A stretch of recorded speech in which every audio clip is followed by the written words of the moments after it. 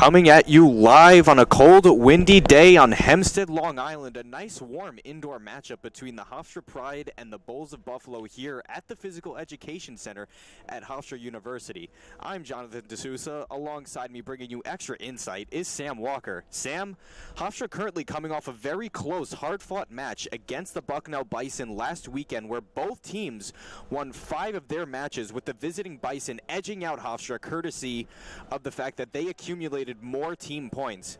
But Sam, it's a new week, it's a new opponent, almost pretty much a clean slate.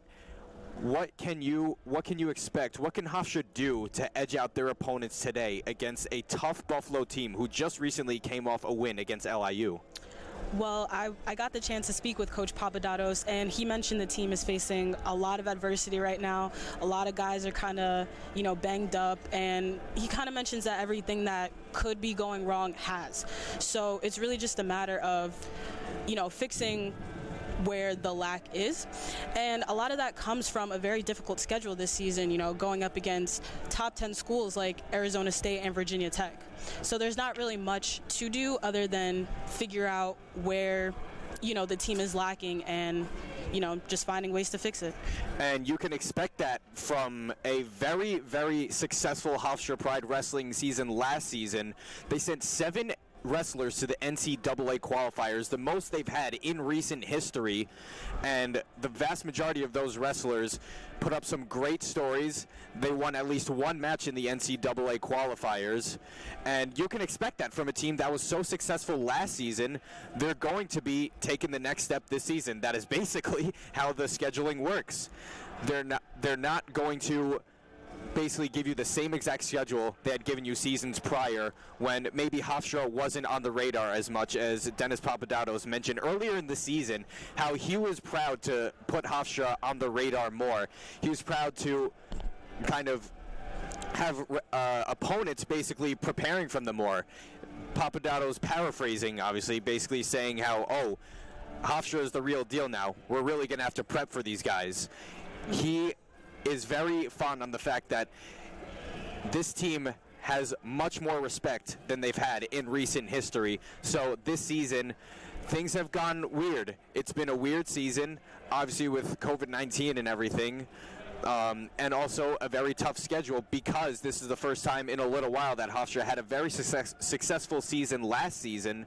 So you can expect that tougher opponents will be a product of a very successful season you had the season prior. But you know what? That's the only way wrestlers are going to grow as people and as wrestlers total. So you may expect facing more nationally ranked opponents, as you said before, and as a result of wrestling more nationally ranked opponents, it'll be tougher for these wrestlers to adjust. But not all of them have had a struggling season. You see guys like Zachary Knighton-Ward, Trey Rogers, Charles Small. They have carried their momentum from last season into this season. Just absolutely incredible stories. Even Ricky Stam, the 6th year, carrying his NCAA talents into this year. All the aforementioned wrestlers I just mentioned coming from the NCAA tournament, and they're carrying it into this season. And they have some new guys. They have transfer Michael Leandrew. They have 2 true freshmen in Jacob Moon and Dylan Acevedo Switzer, who look like recently they have been getting a bit more comfortable with the NCAA level. It's very difficult to adjust from the high school level to the college level. These guys who wrestled when they wrestled in high school, they were district championships. They may have had undefeated seasons. They may have set school records for pins, for takedowns, whatever it may be.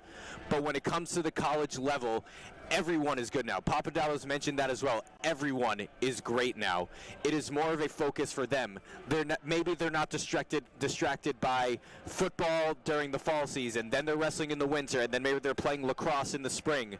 Now they are focused on wrestling, and sometimes you're facing an opponent who is older than you, more experienced than you. And as we see, the Hofstra Pride wrestlers are coming onto the mat now. But getting back to what I was saying before, you're facing wrestlers who may have been more experienced and are more zeroed in on their craft. So, as Papadopoulos mentioned before, it's it's a lot more difficult at the college level. It is a completely different game. It is a very tough mental game, as been stated before. So it's a very tough switch up for guys like Dylan Acevedo-Switzer and Jacob Moon, and maybe even Leandrew, like I mentioned before. But they're coming too. They are looking more comfortable.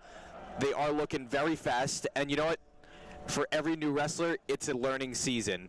And speaking of a learning season, speaking of newer wrestlers, it looks like Jacob Moon may be starting with the first matchup. Sam, what do you expect out of Jacob Moon, and how is he going to take this first matchup against Buffalo? Well, Jacob Moon is someone who comes out with a lot of intensity, but also remains poised. He's currently sitting at 1-9 overall for his, career, but I don't think that directly correlates to how he performs, because a lot of those matches that he's lost are very close decision matches where he's losing by like 1 or 2 points, or like losing against Bucknell and like sudden victory. So I kind of just expect him to come out, relaxed, but to also still bring that intensity. Yeah, especially, and you brought up a really good point before, how yes, the record may not speak for itself. It may not be all about the numbers. It really is about the eye test with these wrestlers, and it's like that with any athletic game.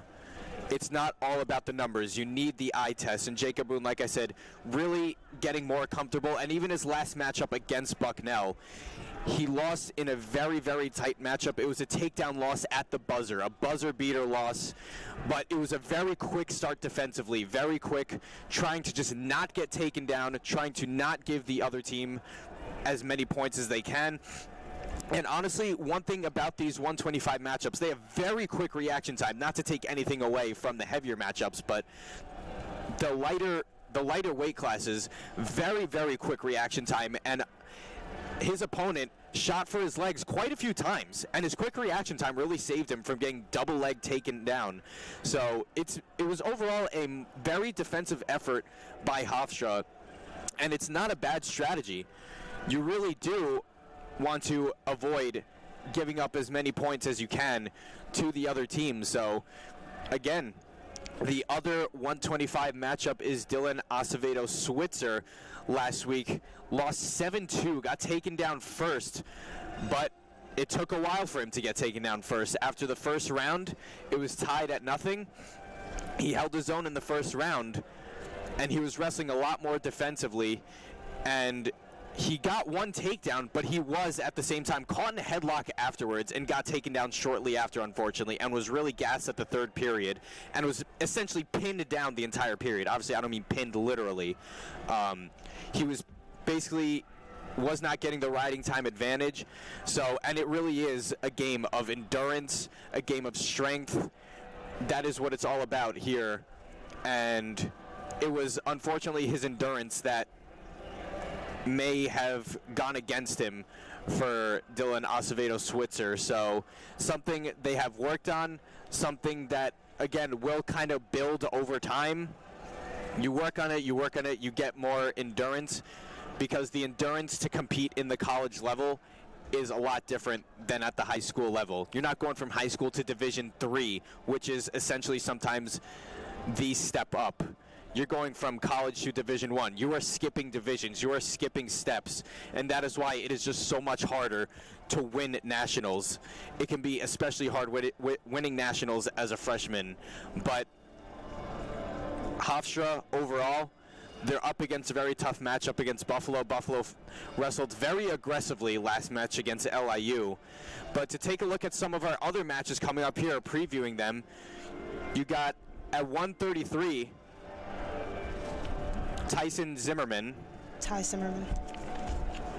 He got the first takedown after being locked up he was locked up very long and got the first takedown, was pinned down basically the entire second period, but it was still 2-2 after getting taken down, and was scrapping, really trying to hold his own, trying to stand his ground for most of the third period. But the last takedown, he got taken down the last second again, just like I mentioned with Jacob Moon, and again a heartbreaking buzzer-beating loss against his opponent, a 2-7 overall record for Ty Simmerman. And here come the Hofstra Pride wrestlers. Excuse me, before I said how they're coming up before it was Buffalo, but now here come the Hofstra Pride wrestlers. You can see Erickson Velasquez. You can see Dennis Coach Papadatos. You can see Jacob Moon. These guys are coming out. They're getting ready. They're fired up right now. Erickson Velasquez, another little preview here at 174 today. Only 3 matches this season after 2 lost matches last season. You know he's very, very hungry for that first win this season. And he has been very effective off the mat as well on the mat. A very tough worker, also a very smart student. A part of Hofstra's Student Government Association, was an honor student in high school in Mineola, and honestly a very, very, I would say, leadership presence on and off the mat. Whether or not he's getting his time wrestling, he shows very much leadership presence, and unfortunately in one of his more heartbreaking controversial losses against Rutgers this season, he got pinned in the first round and unfortunately lost that one, and he was not happy after that one. So he's definitely going to be itching for his first win here, especially against a home crowd. Sam, what do you expect out of Erickson Velasquez looking for his first win? Well, you know, we're obviously hoping he's able to get his first college win, but, you know, as you stated previously, he was going up against, you know, people from Rutgers. He went up against, you know, Connor Becker from Duke and, you know, Mackay Lewis from number 8 Virginia Tech. So it's kind of hard to say, but all we can do is hope that he comes out victorious. And I've been told that Erickson, very good on his floor game by teammate James Watterson. He mentioned how Erickson Velasquez has very good neutral stance, very good on his feet, and just needs a little bit more work on his ground game. And you know what? He took the first step in having very good standing game, because obviously you start the match standing, and you want to get that first takedown, and then from there on, you want to be able to finish your opponent. You want to be able to get the riding time advantage, because at the end of the day, every point counts, and every point is going to add up and can help you get that win. And as you can see, Charles Small right now pacing up and down. He's got the headphones on. He is hyped up. He is ready. He has a 9-5 record this season, and of course last year won Hofstra's Most Improved Wrestler Award. That is not something that is just handed to you. He has had an unbelievable story last season. It takes a total team effort to get him to where he is, Charles Small. It takes a total of discipline and strength and courage. So now, gender expression, gender identities, races, ethnicities, religions, national origins, disabilities, and sexual orientation. Please join us as we pledge to promote good sporting conduct, unity, and solidarity. Ladies and gentlemen, at this time, we ask that you please rise and join us as we honor America and those who protect it with the playing of our national anthem.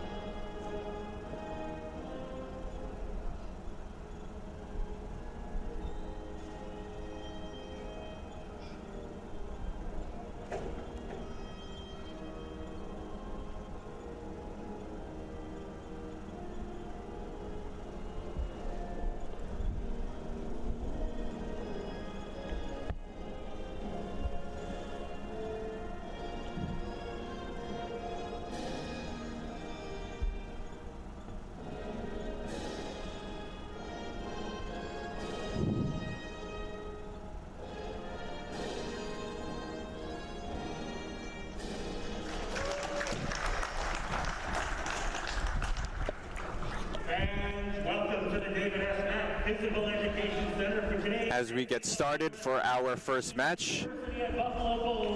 We will be taking a look at the starting lineups for both Buffalo and Hofstra. Let's meet the starters for today's match. At 125, for Buffalo, a sophomore from Peoria, Illinois, Tristan Doherty. And for Hofstra, a freshman from Oregon, Ohio, Jacob Moon. At 133 pounds, for Buffalo, a graduate student from Boonville, New York, Derek Scott.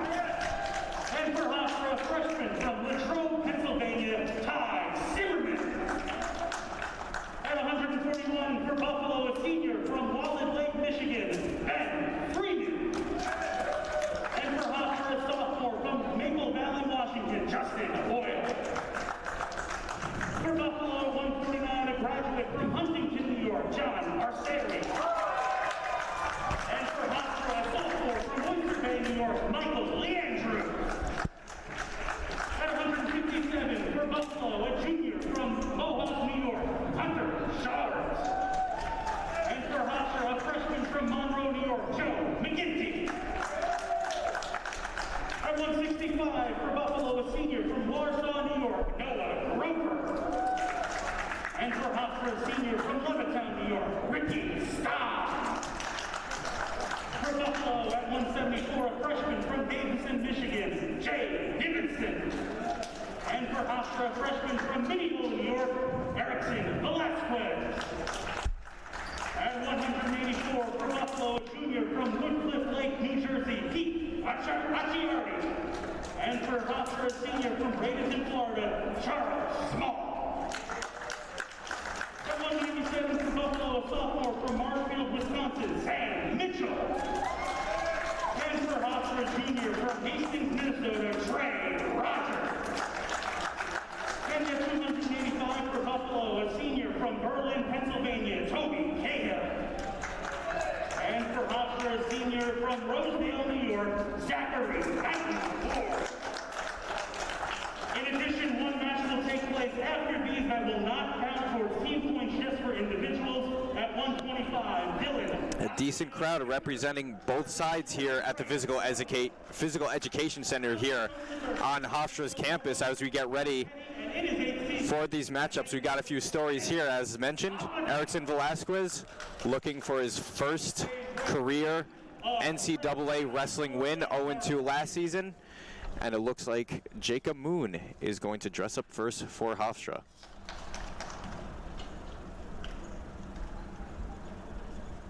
Jacob Moon taking on Buffalo sophomore Tristan Doherty. Lost to Bucknell's Brandon Seidman 5-4 most recently, and then 27th ranked Anthony Noto of Lockhaven. As we start off here, Jacob Moon again with that speed, looking to just not get taken down, looking a lot like he did last match. Down on one knee. Looks like he's trying to get that snap down. They keep locking up, but then they pry free again. Jacob Moon not really going for any shots himself. It looks like Doherty is going on a bit more of the offensive here. Looks like a usual strategy for the Hofstra Pride. Moon down on one knee. Back up, and they continue to square off. Single leg shot takedown. Doesn't connect. Jacob Moon backing off.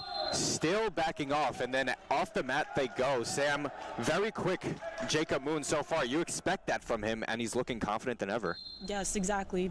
Right off the bat, came out with incredible intensity. Both of them kind of waving their hands in each other's faces here, and both of them basically on one knee here. They're just trying to protect the legs, although as I say that, Jacob Moon goes for the single leg.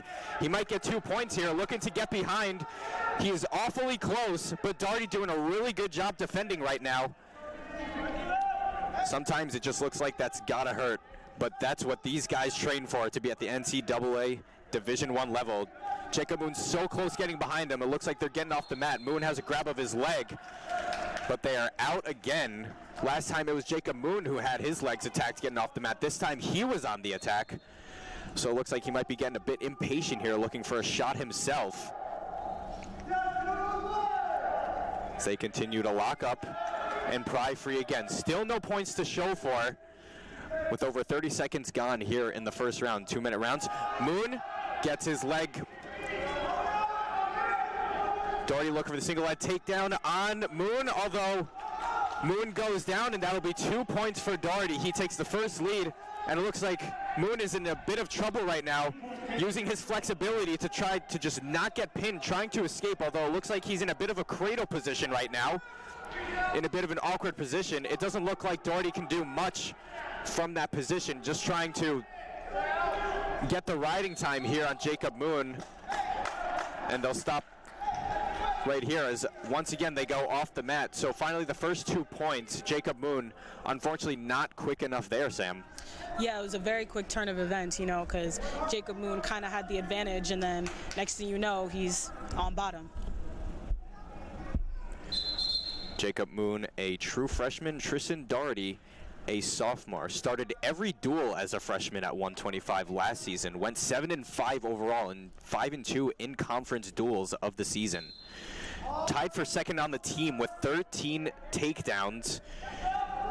4-0 in dual matches. So he got the first takedown here, and there's a reason you can see how he can lead the team in takedowns here, as he is currently behind on top of Jacob Moon right now. Jacob Moon just trying to pry free.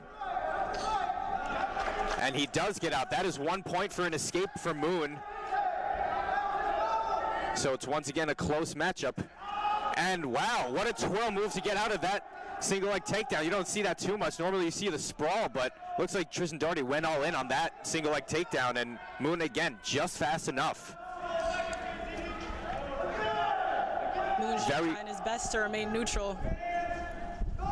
Much like last match, again, it was a buzzer-beating takedown that lost Moon the match.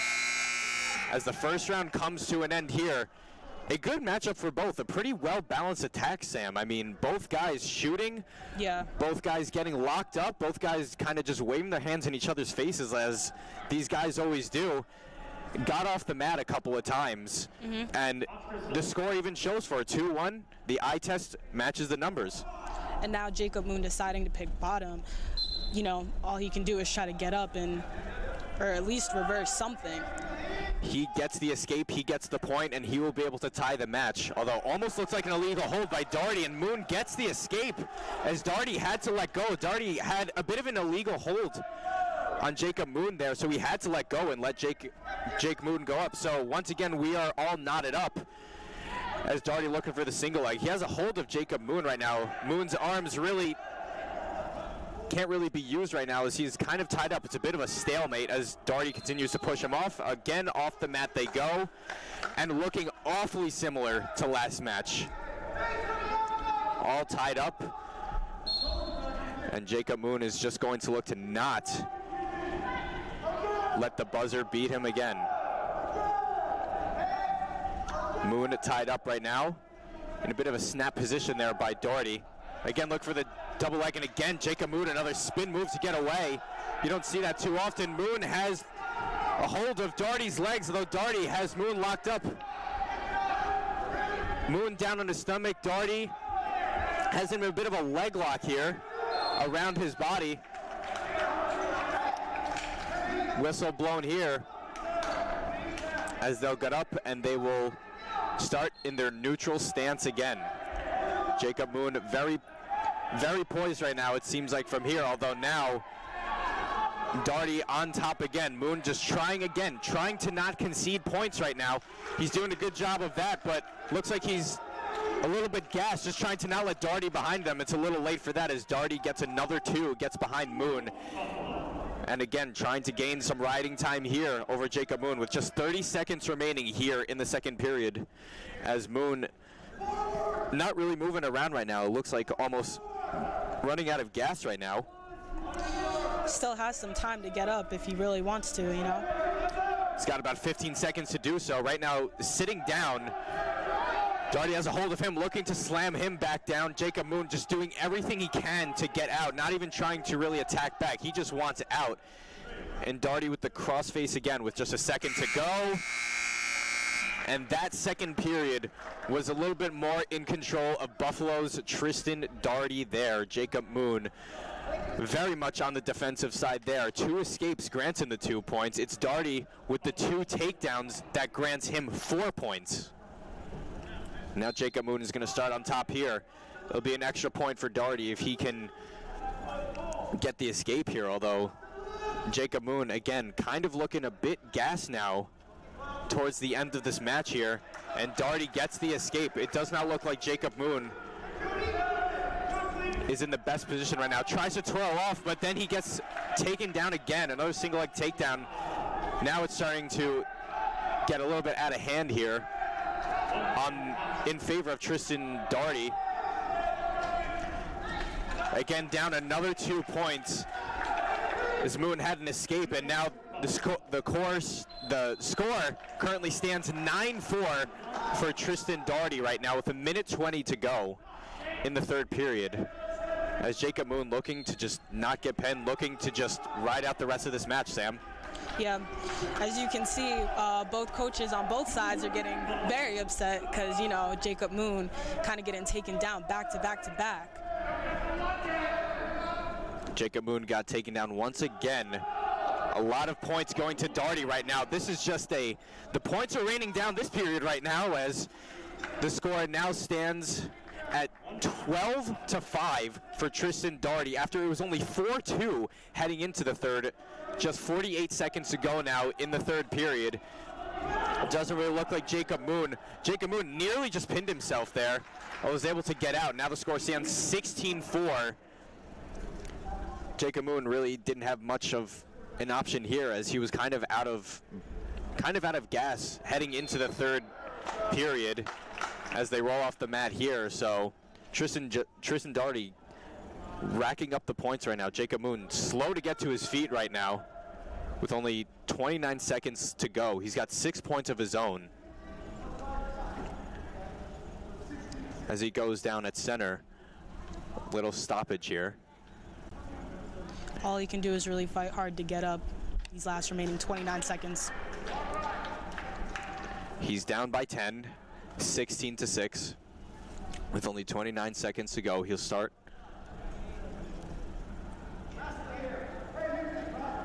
He will start on the bottom, and he will try to take at least 1 point with him. He'll at least try to end on the highest note he possibly can. Yeah, it looked like he wanted to go neutral for a sec, but stayed bottom. After a 3rd period that really got out of hand in the favor of Tristan Daugherty, as only 10 seconds remaining here in the match, Jacob Moon looks like he's just going to stay down as Tristan Daugherty got the vast majority of riding time here in this match as this one comes to an end. A balanced attack for the first 2 periods. Daugherty gets the extra point for the majority of riding time as he will win by the final score of 17-6. And what a balanced attack that was in the first 2 periods, as Jacob Moon did look poised, but it just looked like the endurance really caught onto him at the end of the second, as now Ty Simmerman, stepping up here for Hofstra, will take on Buffalo's Derek Spahn. Ty Simmerman is also one of the lighter guys who also comes out with a lot of intensity, a lot of poise. So we'll see what happens within these next, 2 minutes. They're locked up right now. Simmerman looked like he wanted to attack there at first. Up against graduate student Derek Spahn. Spent 5 seasons, looks like this 6th season with the Buffalo Bulls right now, much like Ricky Stam of Hofstra. As both guys looking very similar to the beginning of the last match. Both guys looking for early takedowns right now. Looks like Simmerman just trying to hold on, try not to get taken down right now. Locked up, and back out they go. Simmerman got the first takedown after being locked up for a very long time last match, as mentioned before. And he was another victim of a last-second takedown loss, another buzzer-beating, heartbreaking loss last matchup. And he is going to try to beat the buzzer this time, and always a great advantage to get the takedown first, as The two combatants just locked up neutral, Spahn and Zimmerman. Stoppage of play here. Looks like he may be bleeding. Not really sure. It looks like they're tending to his nose right now. Looks like they're wiping down his face right now. He seems to be all right overall. He's mobile, getting a drink of water, and yep, it looks like he is about to step right back into the match after meeting with his coaches, including head coach Dennis Papadopoulos. Papadopoulos, so much confidence in all of his guys. He does not take them in for no reason, and that is why they were incredible last season. 7 of them, like I mentioned before, to the NCAA qualifiers, and very good in the classroom too. Papadopoulos really really emphasizes classroom academic success and how it can help. And yep, as you can see, they're wiping a little bit of blood off the mat here, but looks like Zimmerman is just fine, just waiting around, standing around here. Yep, just appears to be a little scratch, you know. As they wiped off the mat, it looks like they're going to start off again. Graduate student Spahn against Ty Zimmerman. Once again, they lock up. Zimmerman almost went down. A little bit more of a frantic start to this one here, as both of these guys have really had their share of trying to take each other down. Last match, Jacob Moon and Tristan Doherty. It was a lot of defense for Jacob Moon, but it looks like Zimmerman is going a little bit more offensively, something we didn't really see too much of last week.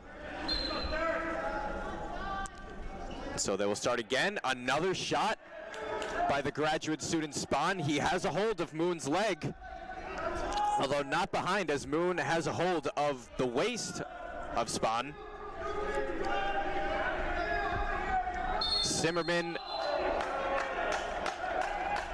back up. They will stop, and they will restart again.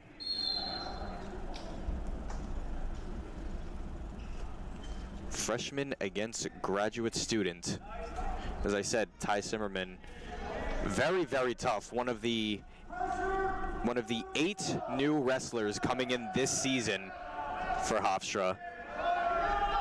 As I mentioned before, very tough to switch from that high school to NCAA Division I level, especially when you're up against a graduate wrestler, as Zimmerman's knee just bending in awkward fashion right now, as Spahn has a big hold of his leg, but it doesn't really seem to be bothering Zimmerman at all, as he just keeps getting up and he keeps fighting.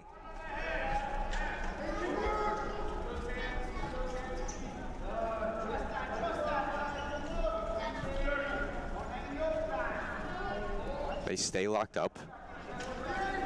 Still no points to be accounted for with 22 seconds remaining here in the first period. Zimmerman looking for that single leg. And now he gets his legs. He gets taken down. That'll be 2 points for Derek Spahn of Buffalo.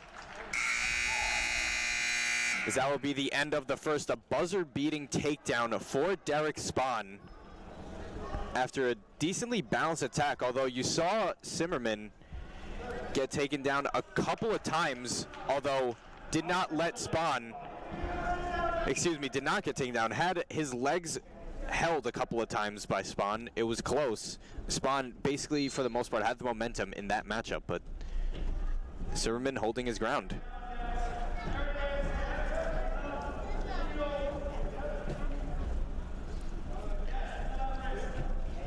Riding time right now is Derek Spahn.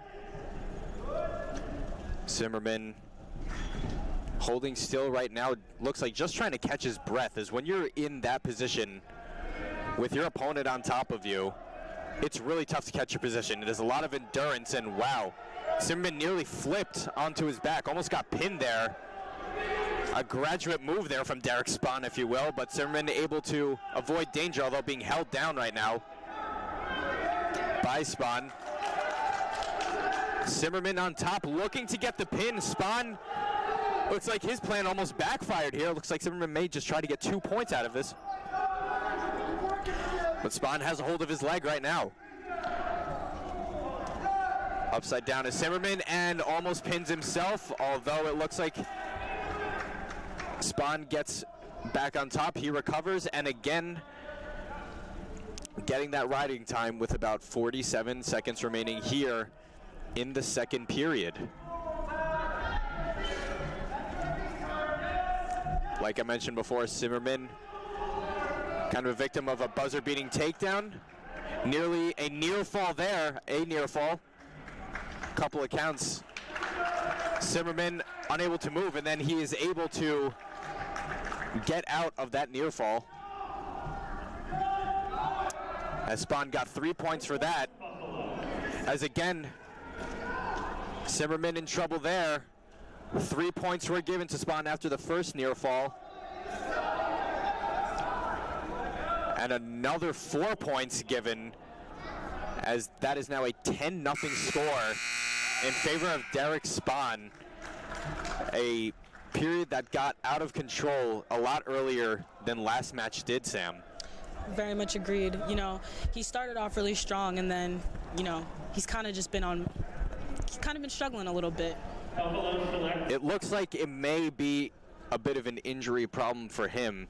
It looks like whatever the tissue or bandage they put in his nose before had fallen out as he was down and being near-falled. But again, you're asking a freshman to take on a graduate student. That is a very, very steep uphill battle for Zimmerman right now. As again, the graduate student getting the best of Zimmerman, 10-0 at the beginning here of the third period.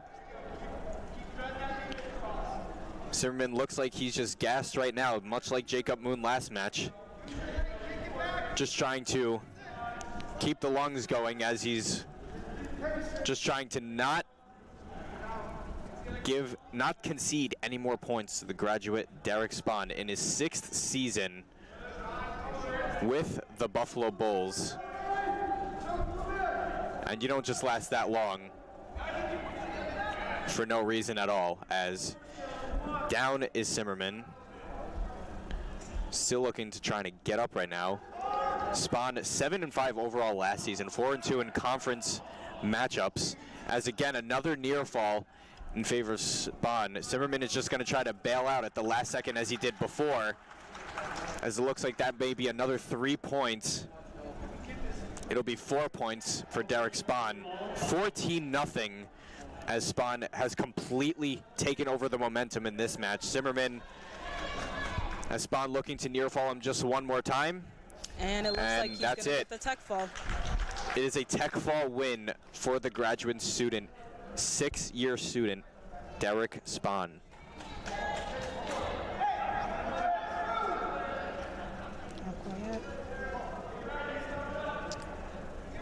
Not quite yet the tech fall win, but there's 40 seconds remaining.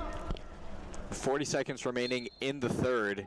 Another near fall towards the end there, but the two combatants out of bounds.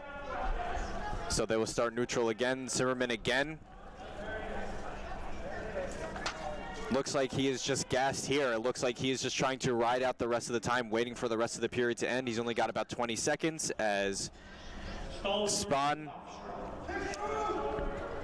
as Hofstra Zimmerman gets a stall warning, as again, completely out of gas, as Spahn will have about 3 or 4 near falls in this one and a huge advantage in riding time. And that'll be the end of this one. Not a very close match, unfortunately, Sam, but again, it's not the best position to succeed against Derek Spahn, especially in a weird season where he went 23-6 overall during 2019-20. Under those circumstances, he is just a great wrestler all around, Derek Spahn. Ty Zimmerman walks off the mat looking extremely disappointed in himself. He will try to redeem himself next time, as Justin Hoyle at 141 facing off against redshirt senior Ben Freeman of the Buffalo Bulls.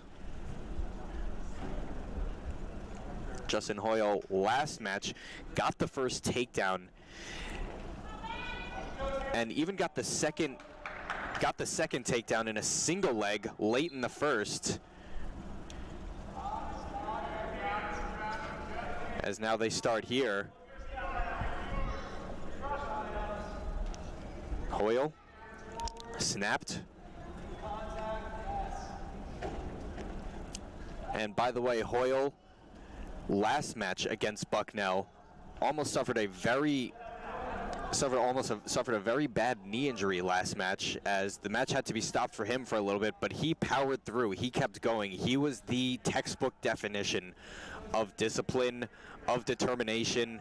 It looked like he was down and out for that match. It looked like he was almost going to forfeit, and as you see, he has a band on his right knee. It was that exact knee that he hurt last match, but he is a fighter. He is an NCAA Division I wrestler, and those are the types of guys that are going to fight through pain like that. Not letting the injury get in his way at all. Coach Papadopoulos also mentions that, being a wrestler at this level, like, you're not always going to be 100%, especially this late into the season. Definitely not. But the ability to fight through is what makes you a great wrestler, as Justin Hoyle not letting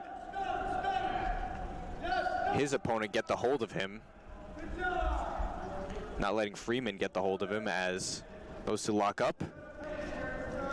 Once again, Hoyle, so far a 7-7 overall record this season.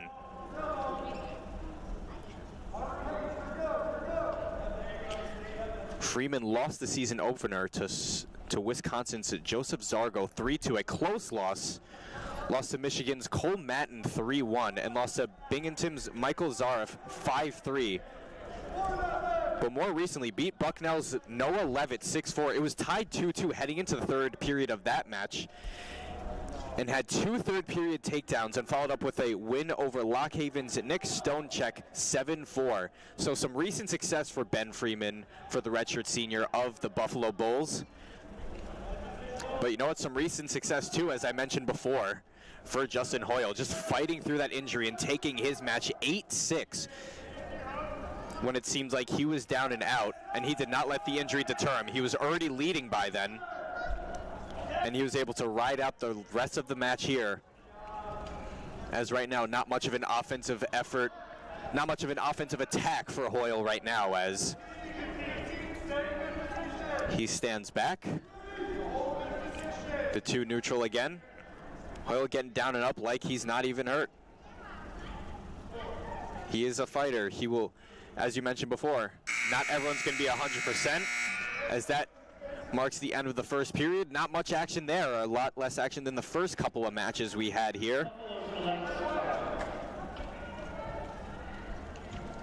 Hoyle will start on top of Freeman.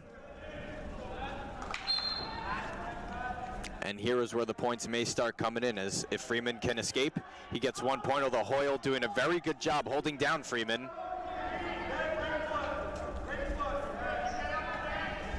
Hoyle looking to keep him down, and even for a moment looked like he wanted to flip him over and pin him, but seems to let him up. That's an escape for Ben Freeman, the redshirt senior, against Justin Hoyle. Justin Hoyle, a sophomore, so a similar situation as last match, where a much more experienced wrestler in Buffalo taking on Justin Hoyle, a much younger team this season, as I mentioned, for Hofstra. They had 8 new wrestlers coming in this season, 7 freshmen and 1 transfer in Michael Leandrew, as the two combatants get off the mat here and will restart. And will look to square off again. Hoyle locked up right now. Minute 16 remaining in the second period. Freeman goes for the shoot, as Freeman very efficient with his takedowns. As I mentioned before, it was late takedowns that won him his last couple of matches. Hoyle able to get out of being taken down. Freeman was 3-4 overall last season, 1-2 in division matchups. Had 6 takedowns and 5 escapes overall last season. Trying to add to that 6 takedowns here, although he's had many this season. He's looking for a little trip there. 2 being held up, locked up, unlocked again. Hoyle only down by just 1, courtesy of a Freeman escape. with 23 seconds remaining in the second. One of the closer matches we've had today, and one of the more defensive matches, as neither of them have really shot. And I shouldn't speak too soon, as Hoyle looked for a shot there. Just couldn't quite connect. With 5 seconds remaining in the third. The most defensive matchup we had today so far. Just locking up, detaching from each other. Good effort by Hoyle, but Sam, he's going to need at least a takedown, a couple of escapes. He's going to need something, because you can't ride out the rest of the match being down 1-0. Yeah, the first 2 periods, it seemed like, they're kind of just holding on to each other, but there was still a lot of movement happening. But hopefully, Hoyle is able to get out from bottom to give himself a point to potentially tie it. We'll see where it goes. And there's an escape there for Hoyle to tie him up with Freeman at 1. Hoyle last match actually against Bucknell nearly pinned himself. As you see him, he also spinned out of that little shot of the leg. So you hope Hoyle doesn't do that again, as the two tie up again. The match is tied up at 1 now. This is as close as you're going to get between two Division I wrestlers right now. As good idea by Freeman, looking for the takedown, although Hoyle has a hold of him. A bit of a stalemate right now, but now Hoyle is on top. And back to a neutral position. This is the second or third time that Hoyle's almost been taken down, but he just knows how to quickly get out of it. He learned lessons from that last match, as 1 minute and 5 remaining here in the third. This has the potential to go beyond 3 periods, as you went for another shot, although didn't quite connect with the redshirt senior Buffalo Freeman. Freeman still tied up. It's mostly been single arm lockups, as their other arms just trying to hold each other back. So both of them looking for a single leg, as Freeman has a big hold on the single leg of Hoyle. Hoyle looks like he might get on top. He might get behind. He's got the momentum. He might get 2 points here, as the two are still tied at 1, although not quite enough speed or endurance to get behind Freeman. Freeman almost in trouble there with that single leg takedown, and that is something that can really work against you, shooting for those legs. A lot of these heavier weights do tend to go for the upper body, as shooting for the legs can really get you in trouble there, as it did for Freeman almost. As 4 seconds remain in the third, the two locked up. The countdown goes, and they will head to an overtime period. Sam, a very defensive, hard-fought battle. This one has potential to be the first Hofstra match win today for Justin Hoyle, the sophomore, against a redshirt senior. Agreed, and Hoyle's looking a little tired, but he's just going to have to hold out for these next 2 minutes. First takedown to win here, as Freeman immediately gets the hold, locking up the one leg of Hoyle. The Hoyle was efficient getting out of these. He nearly pinned Freeman as a result, as Freeman went for a double leg takedown even after Hoyle was off the mat entirely. Back to neutral. Both teams are very hyped right now. No one could really stay in their seats right now, as again, this is as close as you're going to get. And Hoyle completely misses the takedown, although Zimmerman trying to reverse it. Buffalo calling for 2 points, as Hoyle shot for the takedown, couldn't quite connect, as the two on the ground trying to counter each other, and it ended up being Hoyle who lost the match in overtime. But a hard-fought battle. That really could have gone either way. It could have.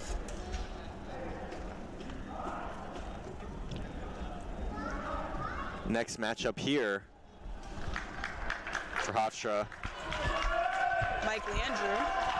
At 149 pounds for Buffalo, John Arceri. For Hofstra, Michael Leandrew. Michael Leandrew, the transfer, one of the new wrestlers this season. Michael Leandrew. Leandrew is someone who already has prior college experience transferring from American University, who's also in EIWA. Leandrew also sitting at 5-11. Leandrew, his last match did not last very long at all, unfortunately. Was pinned in the first round with a little over 30 seconds to spare against Bucknell. He's very much not going to let that happen this time around. As a week has passed since, doesn't look like he'll let that happen again. It looks like he will learn from it, but he is not up against easy competition here, as he is up against John Arcuri of the Buffalo Bulls, another graduate student, actually a transfer from Nassau Community College, where he wrestled 2 seasons, helped Nassau to a 2018 Division III National Championship. Sometimes it's a great team effort, but every individual contributes to those team efforts, as Arcuri gets the first takedown on Leandrew. Leandrew now down. Arcuri on top of him. Held up there. Now he has a hold of Leandrew's leg with both of his legs. As Arcuri looking to scheme something. No, looks like something is brewing with Arcuri. Looking like he wants fighting hard to get up, but still hanging on. He's got one leg unavailable right now. As this is locked up with Arcuri, it's going to be very tough to get out of that position for sure. As it looks like those two are nearing the edge of the mat,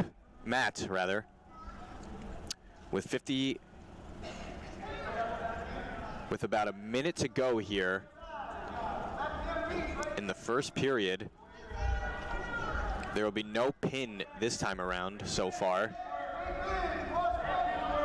but there's still 2 more matches to go. And again, as we've seen from the majority of these Hofstra youngsters going up against competition more experienced than them, they are being essentially pinned down, not literally but figuratively, as their opponents getting the majority of the riding time here. Leandrew still having yet to get up, still on the edge of the mat. Under 30 seconds to go, Leandrew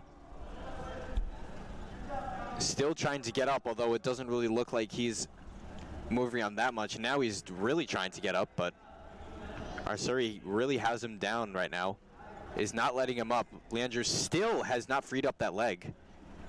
Now Arcuri just basically lets it go, but it looks like he's going to trap it back with 5 seconds to go in the first period. Leandrew gets up as 2 points awarded total for John Arcuri in the first period. Leandrew looking to avoid the riding time disadvantage, and he will start on top, which may give Arcuri the advantage, because if he gets out, especially with the experience he has, it's another point for him. And he gets out very quickly. Was about to look for the takedown. He faked a takedown. He faked a couple of shots. Leandrew going for an actual shot, and Arcuri with immense speed not only dodged the takedown, he gets an escape, and then he gets behind to rack up 5 points. Leandrew escapes, gets 1 point of his own, so he lasts more than a period.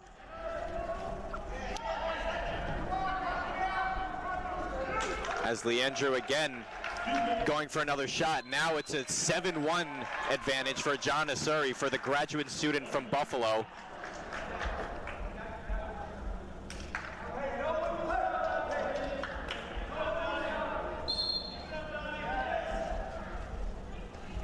John Arcuri lost the season opener 9-4 to Wisconsin's Garrett Modell. Lost to an 18th ranked opponent, a very close matchup to an 18th ranked opponent, Michigan's Kanan Storr. And you could see it here. He faced a nationally ranked opponent, and he's taking on a sophomore in Michael Leandrew. The match is stopped here.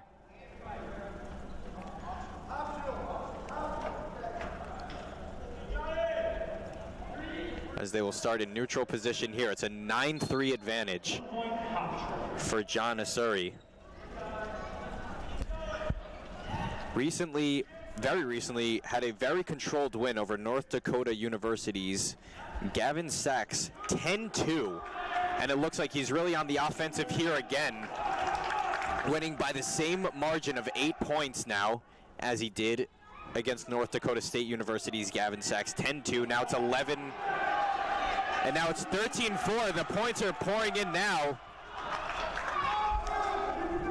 as John Osuri finding ways to get behind Michael Leandrew. A near fall.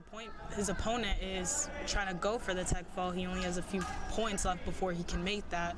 But once again, we still have He's got 8 left in this period. A quick near fall there for Osuri gets him a couple more points.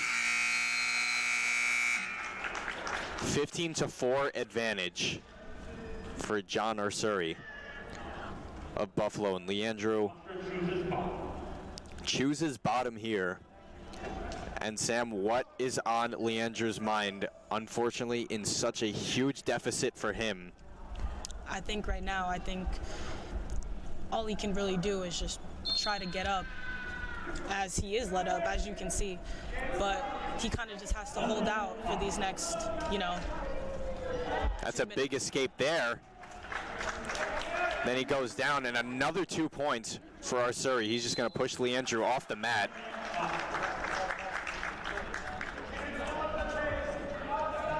As Osuri, just a very, very controlled match so far, as he did. He has the experience. He has wrestled nationally ranked opponents this season.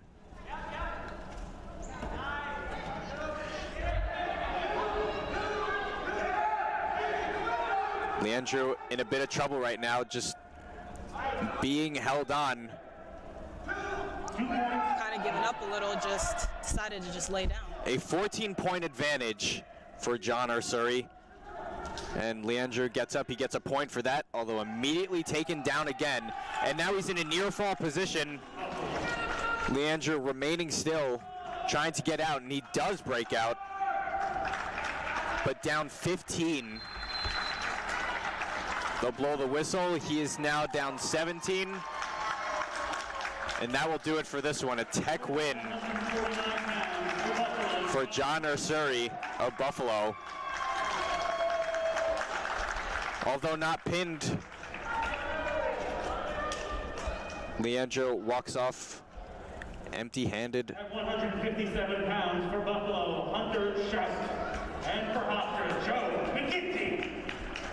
Joe McGinty, with a 7-8 overall record, had his opponent last week in so many vulnerable positions, but couldn't find a way to buy some points there. Just many, many times where he had a leg, where he had a chance to pin, he had a chance to get behind, but again, just could not seem to buy a point, and therefore lost 4-1 after being taken down twice. Had a late escape for the 1 point, although was in position to take down his opponent here. McGinty also being one of the younger guys to win Hofstra's Best Newcomer Freshman Award, competing at 157 pounds and going 4-1 in his first year of college wrestling. He's got a lot more matchups this season, and a 4-1 record, not bad at all. 5 matches you win 4, that's a great record, and you know what, 7-8, not too bad, as he has had a much bigger load this season, but he is taking on a junior in Hunter Schacht from Mohawk, New York. To break free, Hunter Schacht last season went 2-4 overall and 0-1 in conference duels last season. Only had 2 takedowns and 6 escapes.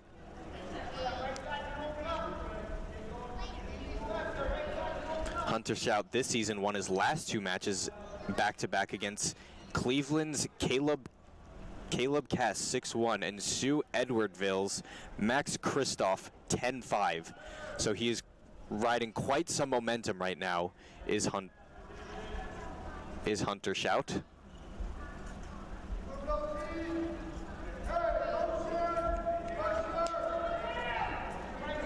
Quite uneventful compared to last match, although Schacht gets a hold of the leg of McGinty. McGinty trying to avoid the 2 points conceded, but it's a little late for that. Schacht gets behind, 2 points awarded to Buffalo. McGinty trying to break free right now. A lot of these wrestlers for Hofstra just getting a bit gassed early on here.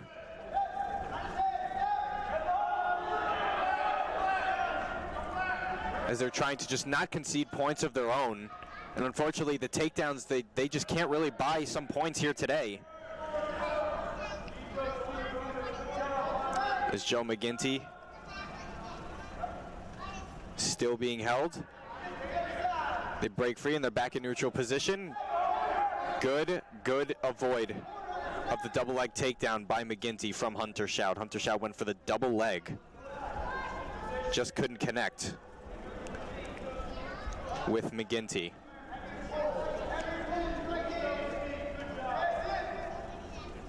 Both remaining in the neutral position. It's looking a little slow, but squared up right now. Looking to take him down, but both very much going for the upper body right now, looking to just take the guard away from the legs. And that's always what you want to do here. Always want to take the guard away from the legs. You cannot really shoot when you have the arms protecting the legs here. When you are in that crouch position, it is very tough to get a hold. And that is about as close as you're going to get when you're locked up there with your opponent.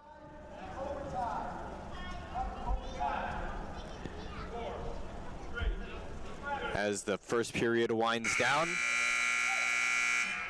not too much action, although a takedown for Hunter Shout, an escape for Joe McGinty.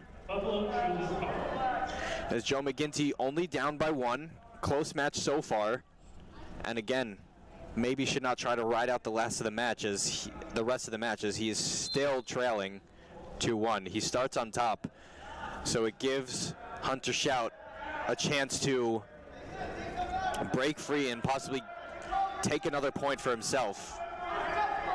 As you can see, McGinty's able to still hold him down for quite some time. McGinty showing a lot of endurance there, staying behind Hunter Shout as long as he has. Looks like he's going to try to get him down here as he still has him held. It looks like he may have him in a bit of a cradle position. Now he's just got to find a way to finish it, although Shout was able to break free of that position. McGinty has a hold of his leg as they roll out of bounds. A great play, though, by McGinty, as he had Shout locked up for a second there. It looked like he really wanted to go for that pin, but was in a pretty awkward position. Couldn't find a way.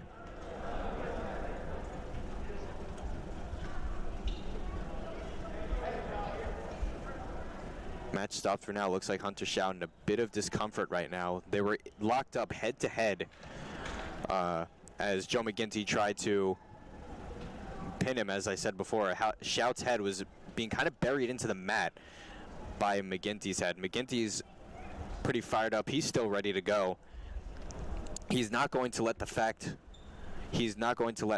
trailing get in the way of him. He is still fired up, and that's what this Hofstra team is all about. That is what Dennis Papadopoulos will do to you. Instill that confidence, knowing that it is very much a mental game.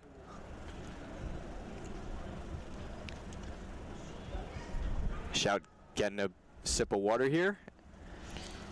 Not really sure if there's any injury. It just looks like he's a little gassed and needed somewhat of a break. It looked like he was gassed. It looked like a bit of discomfort to the head as he was slouched over and holding his head a little bit, as the coaches are still tending to him. Still making sure he's okay to step back in here. Getting another sip of water, and looks like he just might be ready to go. McGinty still speaking, and now the two combatants will line up again. Hunter Shout, the one who may have been in some discomfort, but he is still leading Joe McGinty 2-1. He will start in the bottom position again. Joe McGinty making good on the bottom position. A chance to pin. Better position to pin, of course, but Shout in good position to get the extra point. He's looking for an extra point, and again, it's McGinty taking Shout down. McGinty not letting go. He's got the iron grip right now, just really latching on to Shout by any means necessary. McGinty staying on top right now. Has a hold of Shout's wrist, both wrists that is, and just not letting him up. It kind of looks like a role reversal of what's been the theme of this match so far today, as it looks like Buffalo has had much of the riding time, but here it looks like McGinty has had the majority of the riding time here so far. Has really showcased incredible effort and endurance to keep on top of his opponent right now with 21 seconds to go in the second period. Didn't look like Hunter Shout was making much of an effort to get out, and he escapes for the point. That'll be a 3-1 lead for Hunter Shout. What riding time for Joe McGinty, though, despite what the scoreboard says. Agreed. As you can see, the Hofstra bench looked pretty upset as, McGinty just let him up, but there was only a few seconds left. Now going into the third 2 minutes, we'll see what happens.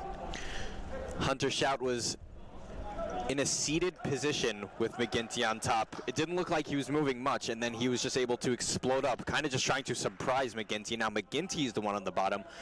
He's going to look to cut the deficit down to 1 again if he can get the escape, as he is cross-faced right now. Trying to step up, he gets the escape. The endurance of McGinty has really been showcased right now. It almost seems like as he has been in control of this match, despite of what the scoreboard says. We go back to what you said before the match, Sam. It is not all about the numbers. It really is about the eye test. And McGinty looking very poised and very, very showcasing a lot of endurance right now. Very much agreed.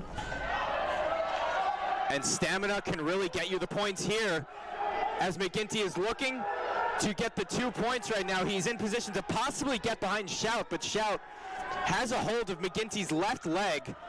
Now it really is a battle of endurance here, a battle of stamina, as Shout is not letting go no matter what. McGinty trying to get inside position.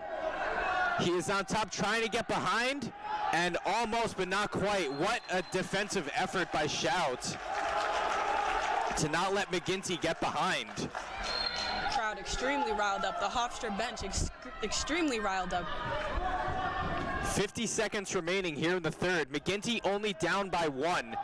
If he can get a takedown or find a way to get behind Shout, he can really steal this match here, although not in very well positioned right now. Still Shout has a hold of his leg right now. Buffalo is calling for 2 points right now,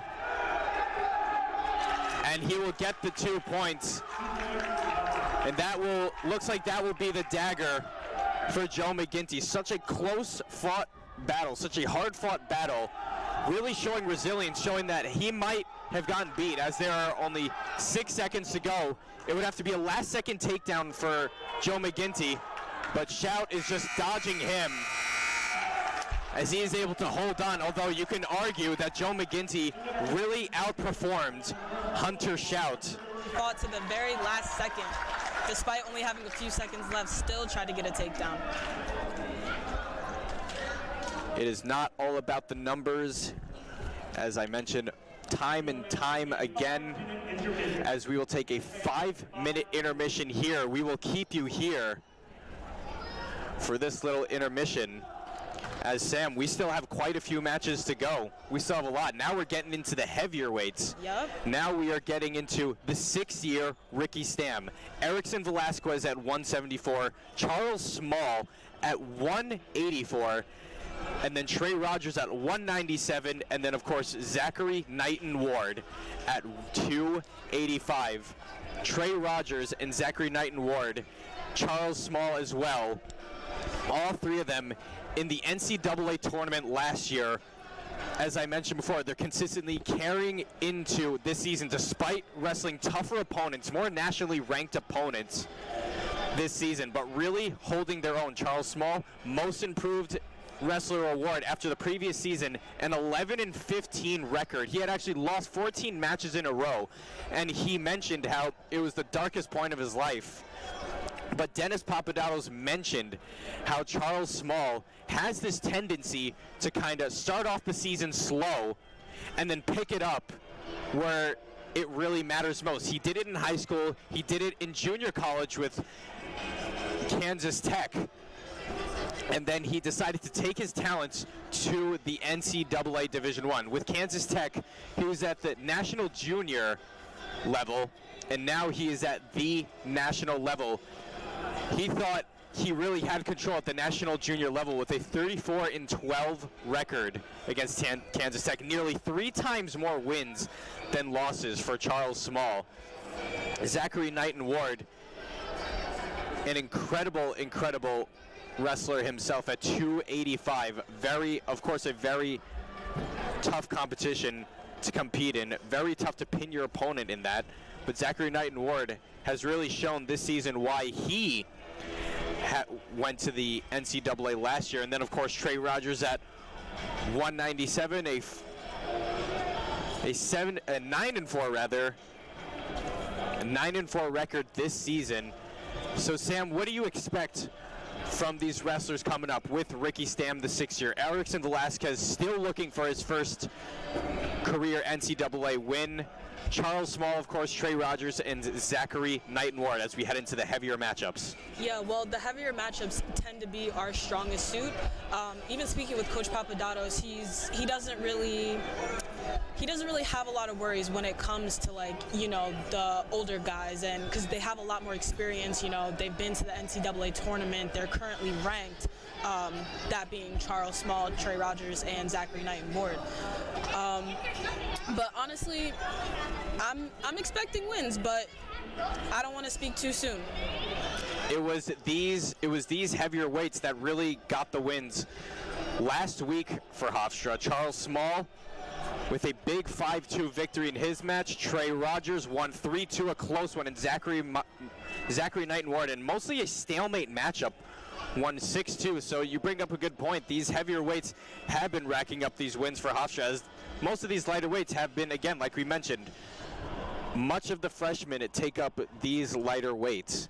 And unfortunately, Ross McFarland unable to compete today. It'll be Erickson Velasquez, as a sophomore at Hofstra, competed in 2 matches last year, 0-2. He's 0-3 this season, but like I mentioned before, he's a very smart student off the mat. He has a leadership presence on and off the mat, and he does work very hard, as I've been told by many of his teammates and Coach Papadopoulos himself. Coach Papadopoulos does not recruit any lazy athletes. These guys all work hard, despite what the records say. Erickson Velasquez coming up just short. He is in the hole, as you would call it.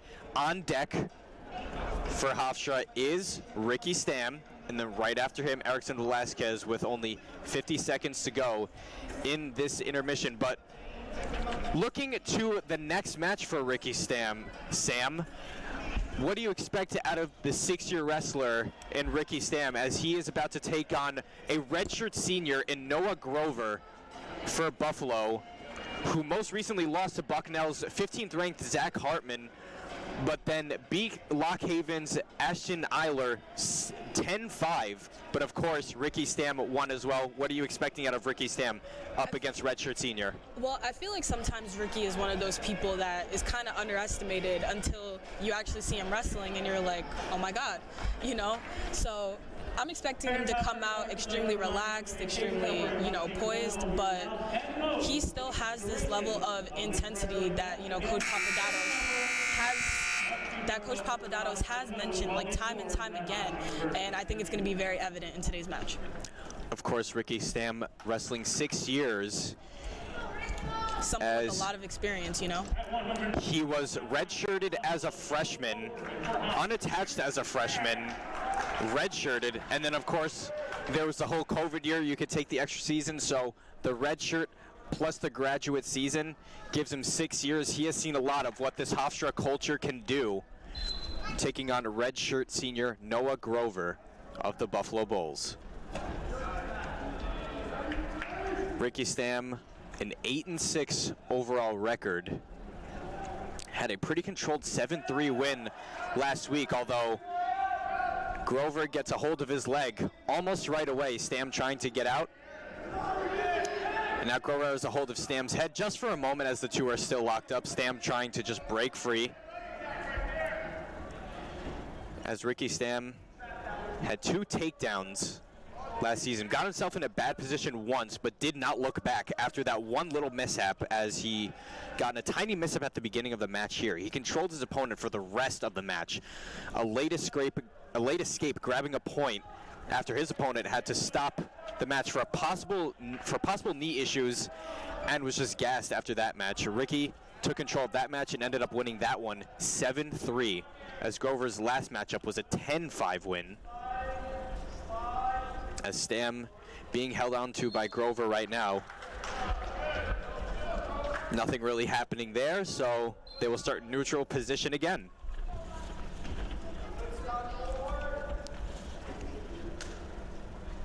Stam was not going to go for the shot there.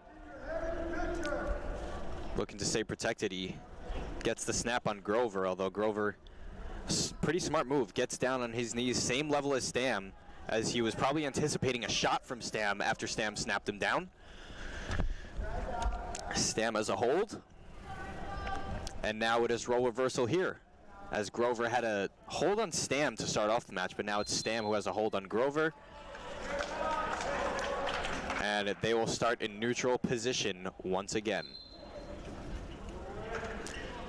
Noah Grover earlier this season got major decisioned 9-1 against Binghamton's Brevin Casella. Also had back-to-back wins against Edinburgh's Dylan Cohn 3-1 and Gannon's Alex Ferenczak 5-2.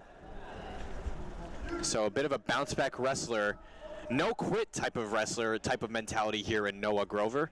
But of course, Ricky Stam, I mean, how can you say he quits? He's wrestled 6 years. He for sure never quits it. And of course, an NCAA qualifier last season, going 1-2 in those NCAAs.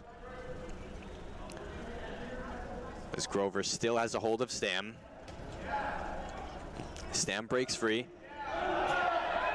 Grover gets a hold of Stam's leg. And again, Stam getting himself in a bit of trouble early on, as there's only 24 seconds remaining here in the first round. No points to show for yet. And it looks like Grover kind of in control, although never doubt what Ricky Stam has up his sleeve, virtually, as we got 10 seconds left in the first period. Stam has not conceded a point, although he has had his leg taken down a couple of times, and they awarded 2 points, as it was a bit of an awkward takedown. No points on the board yet, but the referee signaled 2 points. Still no points put up yet, as Ricky Stam selects bottom. As of course, on the bottom, a bit more risk to get pinned, but of course you get the point for just the escape. So no points awarded on that last play, as it was a bit of a weird takedown attempt by Noah Grover, but Ricky Stam really held his own as he breaks out, and he will get the first point for Hofstra.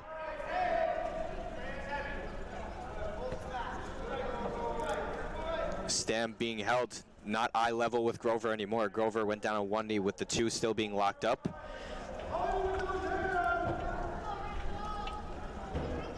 Stam going down. Now they are at even level. Stam trying to snap him down. A bit of a slow start for Ricky Stam. You know, being a 6-year wrestler, you may not doubt that he could be saving his energy for the third period. As peculiar as it sounds, there is always that possibility, as he is just trying to play defense these first couple of periods. As he was able to march out to a 7-3 victory late in last week's match against Bucknell. Faked a shot, as you see there. He faked a shot. He's got about 42 seconds left. Stam, 6 years in the NCAA, probably very used to the feel, very used to the time, knowing roughly, okay, if I do this, if I'm in this position, this much time will go by. He may just have his routine already down. wrestling for so long. Nobody's perfect, but it's a pretty decent strategy by Ricky Stam as he's still up 1-0 with 15 seconds to go in the second round. Still yet to concede any points of his own, despite getting himself into trouble throughout the whole first period. As this one a very even bout compared to the first period. 1-0 lead for Stam. And it looks like Grover will choose bottom. Stam will be on top, and now it will be up to Stam to keep him down and not concede a point of his own.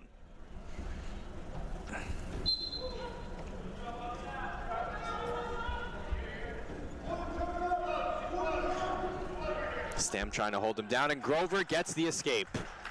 So now we are knotted up at 1 point apiece as the two will continue to tie up. And you know what? This one could be destined for extra time as well. Grover trying to get behind Stam, almost does. Not courtesy of a leg takedown, and Stam goes down on his back. Stam and Grover in a bit of an awkward stalemate position right now. Stam has a hold of Grover's leg. Grover can't move anywhere, and the ref recognizes that and will draw them back to neutral position, as it was a stalemate for that little instance there.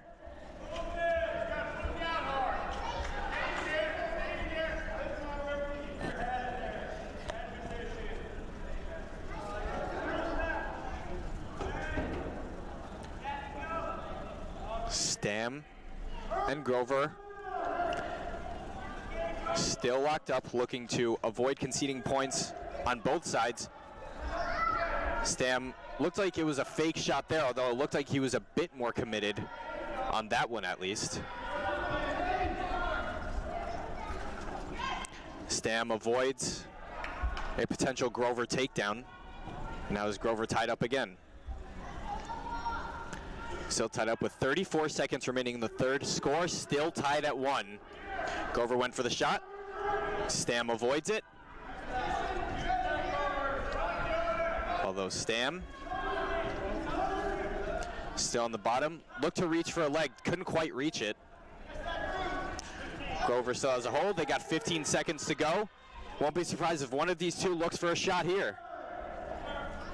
Under 10 seconds to go. Still held. And you know, if either of them try for a shot, which it looks like will not happen, would have been avoided anyway, but we will go into overtime for the second time in this match. And these two will go right at it. There will be no pep talks from either team. They're going to go right at it. And as we all know, the adrenaline starts rushing more as the first takedown wins. You know, as you stated previously, it seems as if Ricky Stam is, you know, saving his energy for, you know, what's now the fourth period. It would be the best strategy if he can get this one takedown here in overtime. He's really taking his time, but there's still a lot of intensity with, you know, every single move that he's making. He's very strategic. Score tied at 1, implying that there was not a single takedown this match, and Stam just not giving up. He will let this go to a second overtime if he has to, because he just will not get taken down. And his takedown attempts, although not quite successful, he's done a very good job defending. He goes for the single leg now. He's got a hold. But Grover will get the 2 points. Heartbreaking loss for Stam. Staying sprawled out on the map, so close. Stam went for the takedown. Unfortunately, could not finish off.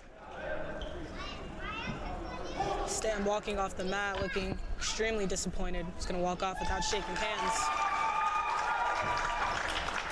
It was a disappointing, heartbreaking loss. He is not happy at all with that one. Jay Nivison and for Hofstra, Erickson Velasquez. Redshirt freshman Jay Nivison taking on sophomore Erickson Velasquez from Mineola. And after 2 losses last season, has 3 losses this season. Erickson, like we've mentioned, very, very hungry for a win this season. Jay Nivison from Michigan attended Davison High School, as he looks like he almost got on top of Erickson right away, but Erickson gets a hold, and it looks like those two are in a bit of a stalemate. Both have a hold of their legs, and yep, as expected, the ref stops the match there. They will restart in the neutral position. Nivison, as a true freshman, went 4-1 in exhibition matches.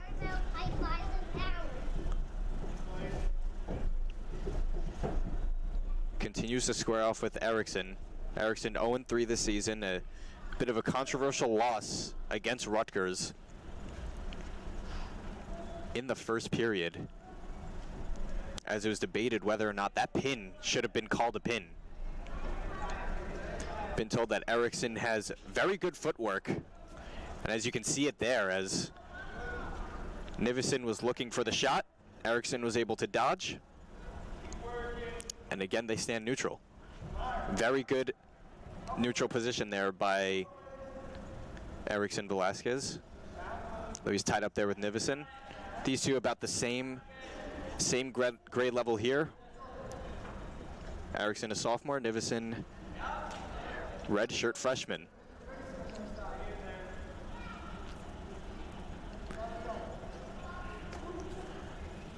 Not too much right now as the two are, as again, much like the last match with Ricky Stam and Noah Grover, just no one trying to be taken down, as Erickson being held onto by Nivison, and then they will start up again.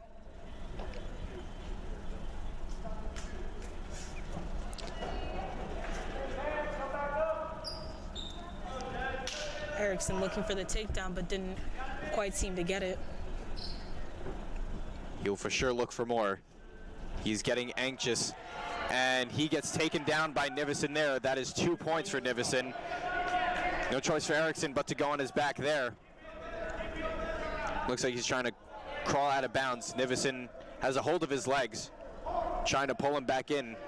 And now he has got Erickson on his back end, but Erickson immediately reverses, getting back onto his stomach. Very close to being called back into the circle with 27 seconds remaining in the first period.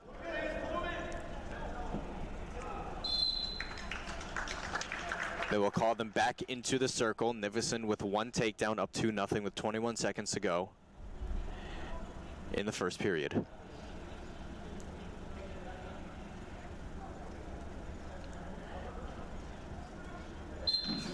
Erickson will start on the bottom. He's going to look for 1 point, although Nivison has a hold of his leg, and Erickson escapes for a point. Slashes the deficit to 1. Probably best case scenario in this match with 8 seconds to go in the first. Best case scenario in the first period as the period winds down to 3 seconds and 2. Erickson neutral. Nivison not looking for the takedown, although Erickson very itchy, I would say, in the first part of that first period, looking for the first takedown himself to gain the early advantage as Nivison had. Although Erickson got the escape point, and unfortunately Erickson had his leg grabbed a hold of by Nivison. As both of these two didn't get much action this season. Not much action last season either. Both still adjusting from the high school level, essentially. But of course, you always got the practices, as Erickson looks like he gets taken down again by Nivison. Although Erickson has a hold of Nivison's leg now. Erickson now trailing 5-1 to Jay Nivison. Again, Ross McFarland, the regular 174-pounder, unable to compete today. Erickson taking his spot. Papadato's had confidence in him as Erickson gets another escape here, gaining another point with 1:10 to go in the second period. Erickson hanging on. So is Nivison. One of these are about to go for a shot.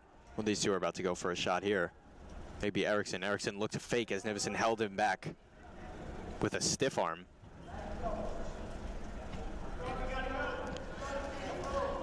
Another shot attempt for Nivison, then one for Erickson. Doesn't get through. Nivison trying to trip Erickson down, and that'll be 2 points for Nivison. That'll be a 7-2 lead for Jay Nivison, the redshirt freshman.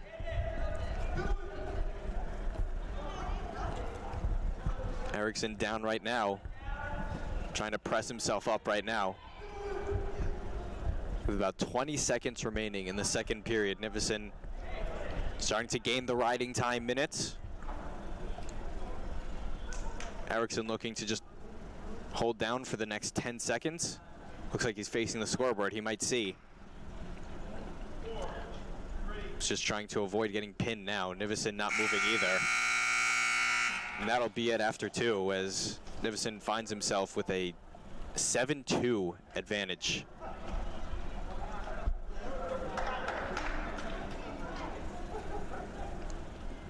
Looks like Erickson will start on the bottom at the start of the third period, as Erickson gets the escape. He gets a point. In neutral position, looking to give himself a chance to win again, although Nivison gets a hold of Erickson's legs again. That will be 2 points for Nivison, and that'll be a 9-3 lead for Jay Nivison.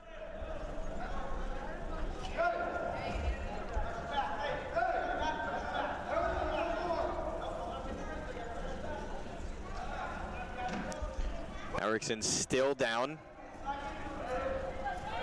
Nivison still on top, not much going on right now. We've seen this a lot early in the matchups here with the lighter weights. A lot of riding time going to Buffalo right now. They have had the riding time advantage overall in this match.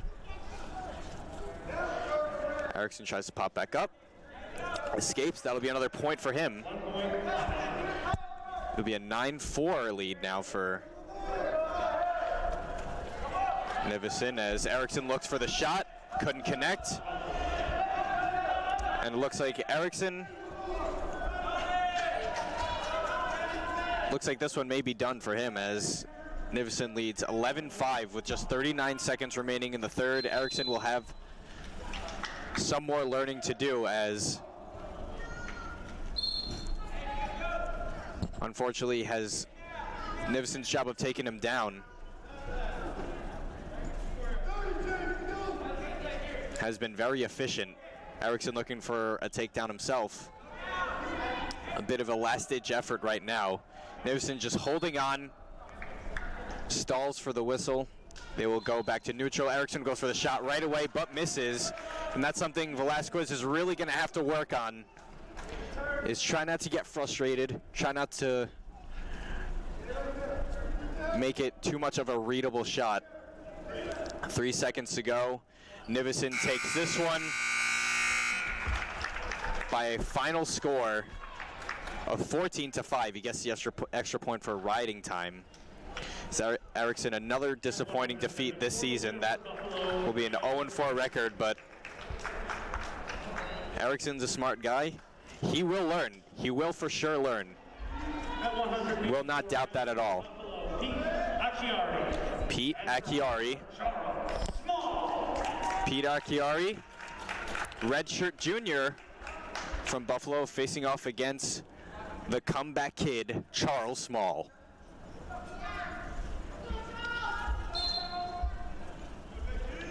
Charles, some support from the crowd.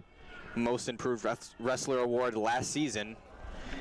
As I mentioned during the little intermission, just to recap, 11-15 last season.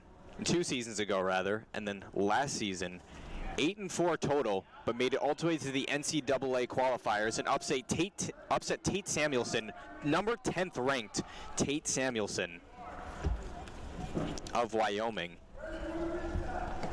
Charles, very quick right now, looking for that takedown.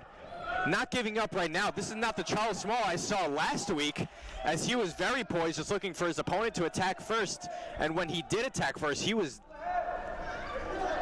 not really as aggressive as he was in that last sequence, but a great sequence there by Charles, as he was able to get on top, although not the 2 points on Acchiari.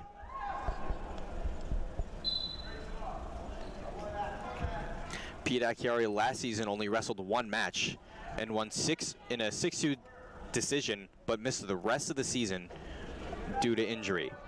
lost his last 2 matches, the first against Cleveland's DeAndre Nazer, and then an overtime loss to Sue Edwardville's Sergio Villalobos.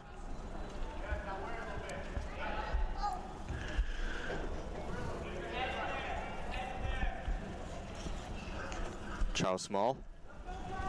Very poised win last week for Charles Small, as it was a 5-2 victory for him. He was composed all around, got 2 takedowns. Even while in trouble, stayed very calm. You could read it on his face, even from afar. He was super calm, super composed, worked himself free every time, and that is why he has a 9-5 record this season, nearly doubling his losses from wins. Today, he has a chance to double his wins from losses with the win here, although apparently Pete Acchiari, proving to be a very good contestant, almost went for the takedown, but Charles was able to battle out. And again, Charles poised, staying out of trouble as always. You know, as mentioned before, Charles Small is one of those, you know, wrestlers that consistently remains calm, but is always able, not always, but is able to come out on top because of how calm he remains. That composure can go a really, really long way. As sometimes the habit to panic can cause you to get yourself in trouble in a really awkward position where you really do have the potential to win despite what's happening. Charles Small defies all that. With 10 seconds remaining in the first, no points to show for, Charles Small went for a couple of shots. He faked one last shot with 3 seconds to go. Faked one more last shot. And that'll be the end of the first period of the 184-pound matchup between Pete Acchiari and Charles Small. Charles Small fighting really hard to get those, you know, last few takedown attempts, but going into the second, he's on bottom to hopefully get an easy escape point. Charles Small said he did not, despite winning Most Improved Wrestler award last season, doesn't really feel like he had really taken those big steps. He does not feel like he has really taken a leap of faith.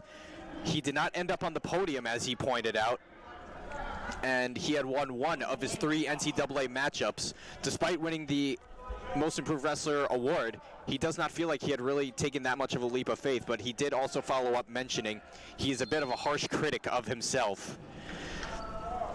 As Charles gets the first point in this match with an escape over Pete Acchiari. Stepping back. Charles Small, for the most part, mentored by Ricky Stam. Ricky Stam wrestled 6 seasons, as we know, his 6th season here, very used to the Hofstra culture, so he was very poised to know that Charles was as capable as he is now.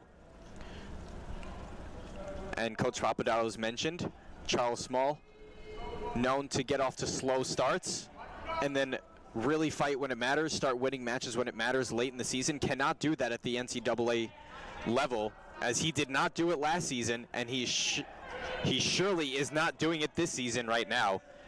Look at how composed he is there, as did not panic at all. On his knees underneath, just looking like he almost knows he's going to win, and that's the attitude you want to go in with. And you know what, even if it was a concept where Charles had started off the season slow, it would be the part of the season right now for Charles to pick it up either way. But he has been all around consistent this season.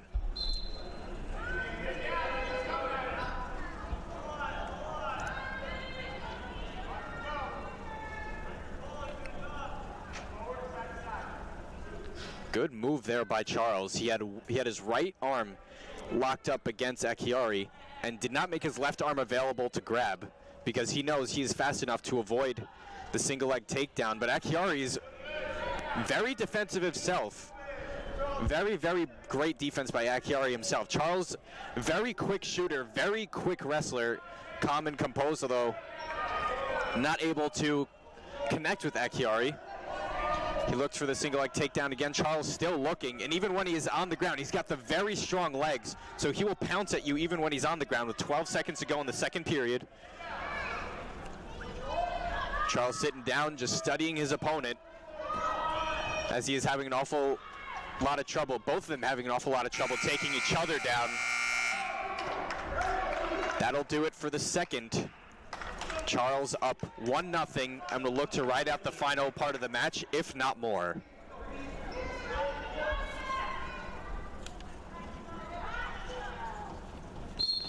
Pete Acchiari was redshirted as a freshman, but went 26-11 in open tournaments.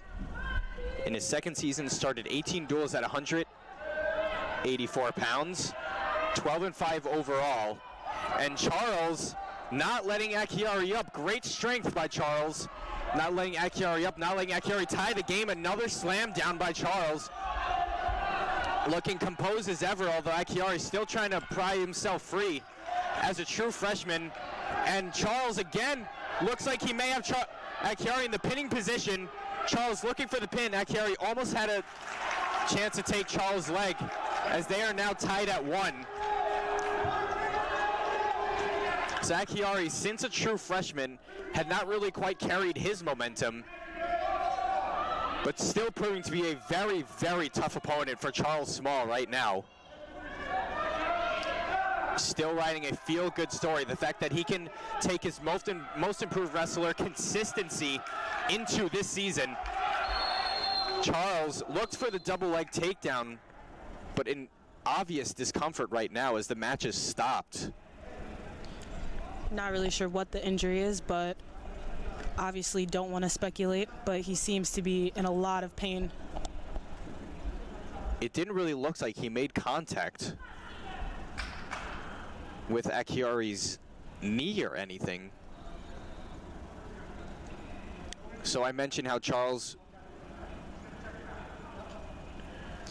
wasn't really moving much this match, and it may have been something that was bothering him. He's gonna get checked out as he's walked off to get checked, as Pete Acchiari remains on the mat. As Charles was starting to lose a bit of control at the end there. None of his shot attempts were working. Pete Acchiari just as fast as Charles. Both have racked up 1 point each with 1 escape, with only 52 seconds remaining in the third. So if Charles Small could come back, ride out the rest of the period, and then it goes into a frantic overtime. First takedown wins, just like Ricky Stam's match. Neither opponent took each other down, and the first takedown was awarded against Ricky Stam in the overtime period. We saw an injury last week. Near injury last week, rather, to Justin Hoyle when he hurt his right knee. As I mentioned before, he had a wrap on his right knee in today's match. He had to get walked off as he had really, really hurt his knee. Charles Small walked off here. But we know Charles Small has the endurance, has the strength to come back and to continue fighting. As Most Improved Wrestler award, again, just not handed out. Charles has the endurance, has the courage, has the strength. Acchiari just waiting in the middle of the mat for Charles to come back. Again, only 52 seconds remaining in the third. Still waiting for a return for Charles. And here he is coming back.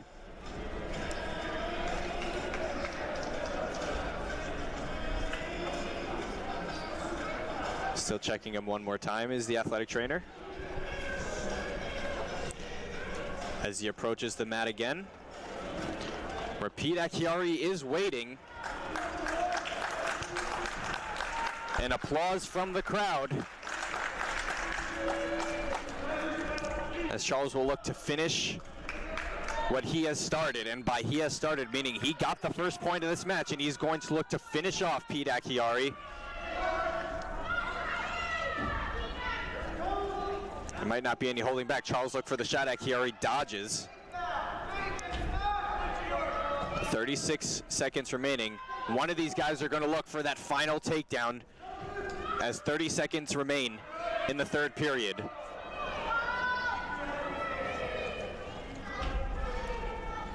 Charles eyeing out Pete Acchiari. Holding on here. Charles still looking, trying to get behind. Pete Acchiari just so fast, though, no matter what Charles tries. Charles has a hold of Acchiari's legs. He's going to try to get behind. He might get the late takedown here with only 5 seconds to go. They're looking for 2 seconds and 1. So close, yet so far for Charles Small. So close for a buzzer-beating takedown. And it looks like they are going into overtime. They will indeed go into overtime. The closest matchup. If Charles can repeat what he just did when he is in that kind of position, as the first takedown will win here. Anything you can do once, you can do twice. Charles is fast, Acchiari is fast. This match can really go either way. As the first 20 seconds have gone by in this overtime period. Charles and Pete Acchiari lock up again. It's a matter of who takes the first shot. Acchiari with a bit of a fake. Charles not phased. Tried to snap Charles, now he goes for a takedown, but Charles fast enough to get out of the way. Charles almost trying to nonchalantly get behind. Weaves the takedown, looking to get behind, but Acchiari is fast. Acchiari trying to get behind Charles. Charles will not let him get behind.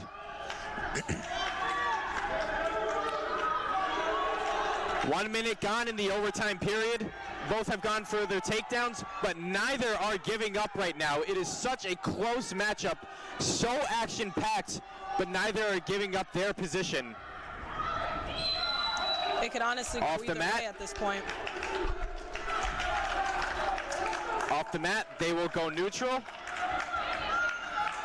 Pete Acchiari looking like he is a bit winded right now, but so does Charles, as that will take a lot out of you when you are trying to avoid getting pinned. And remember, when Charles upset Tate Samuelson, number 10th in the NCAA tournament, it took a double overtime win for Charles Small. And this one looks like it is destined for double overtime as well. He will not let you beat him easily at all. It is never an easy win if you do pull it off against Charles Small.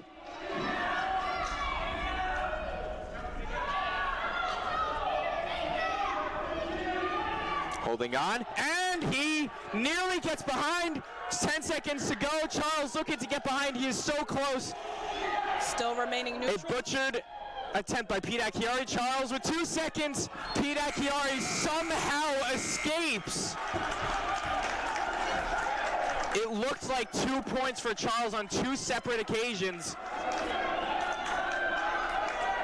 The incredible flexibility and gymnastics, for lack of a better term, by Pete Acchiari to avoid a takedown loss, as we will head to double overtime between Charles and Pete. Charles down, disappointed, thinking he should have won. He had Pete Acchiari down, just not out.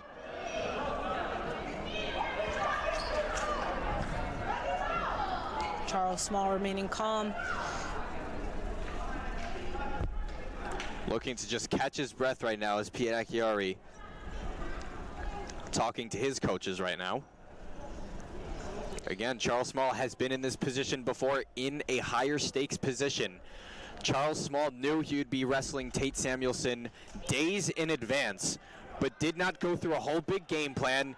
He did not draw up any big game plan with Coach Papadopoulos. Instead, Papadopoulos emphasized that they made it this far. You expect it, and you are good enough to be here, and that is why you should be confident enough to wrestle in the NCAA tournament, despite being basically the underdog in a way. But Papadopoulos stressed, you are here for a reason. You made it. You worked this hard to get this far. And there was no big game plans leading up to the match. It was just strictly about confidence.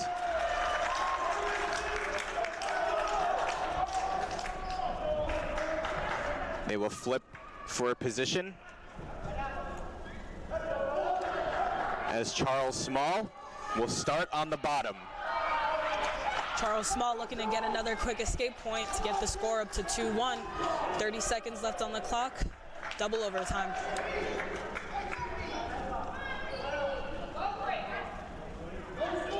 Only 30 seconds to work with for Charles Small.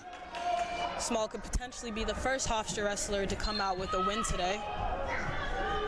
Charles Small already had an escape today. He gets the escape. He has the point with 20 seconds to go. Charles Small leading 2-1. It will be escapes aplenty as it is a 2-1 lead. No takedowns, just escapes to show for with 10 seconds to go. Charles Small looking to just hold back Pete Acchiari. He may look for the takedown. Charles Small with the shot.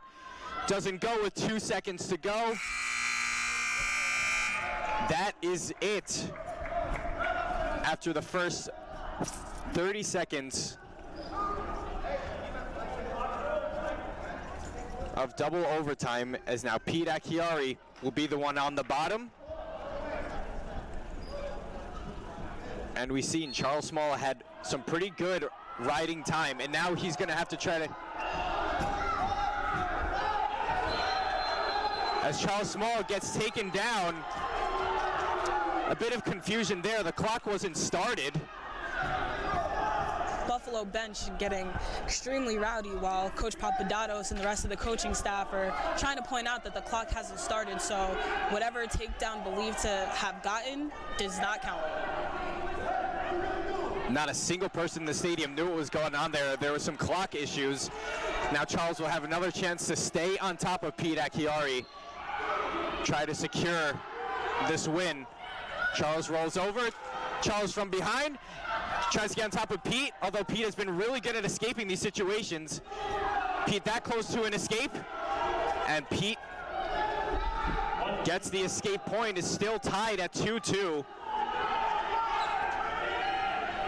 Tried for the single leg takedown on Charles, only 5 seconds remaining. Unsuccessful shot attempt for Pete Acchiari, as Charles Small able to fend it off. As Charles Small emerges victory out of this one, courtesy of he had control the entire match. What a display of endurance and stamina.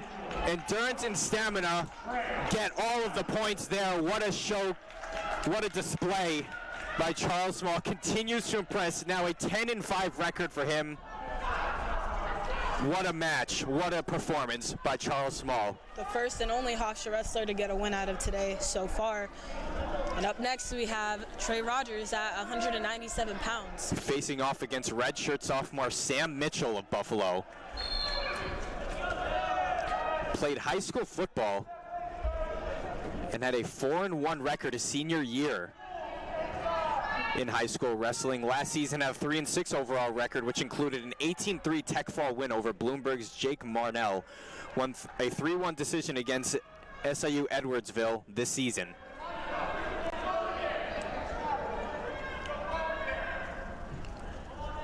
Those two remain neutral here, as Trey Rogers last week got 1 takedown and 1 escape for a 3-2 victory, mostly a defensive match for him. And it has been a lot of defense today, a lot of defense last week as well.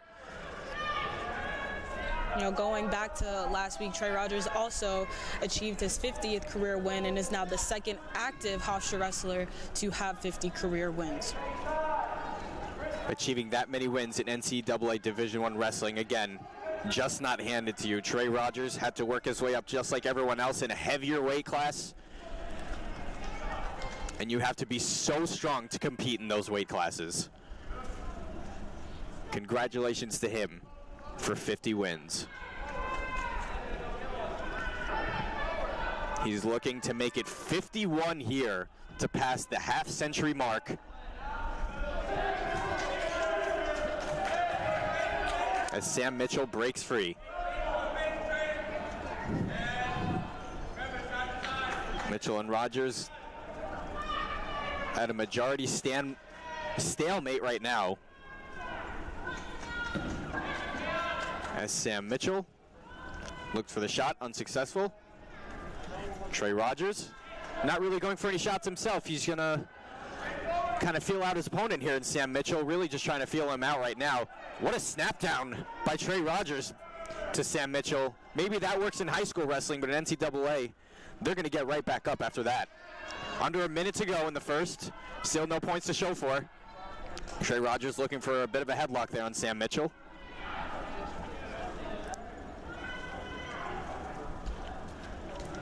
Rogers looking for the leg. Doesn't get it. Has a hold of Sam Mitchell again. Still feeling each other out as they remain in a bit of a stalemate. Trey Rogers just looking to snap him down here. Again, not looking for a straight leg shot attempt. He's looking to snap Sam Mitchell down. Mitchell on top. Trey Rogers has a partial hold of his leg, just trying to escape. He gets off the mat, avoiding conceding 2 points. So you could say it's a good strategy by him. Mitchell was redshirted his first season at Buffalo. That'll mark the end of the first. No points to show for Trey Rogers or Sam Mitchell. Again, very neutral. But it won't be as neutral anymore. It looks like a point is destined to be tallied here if Trey Rogers can escape from the bottom position.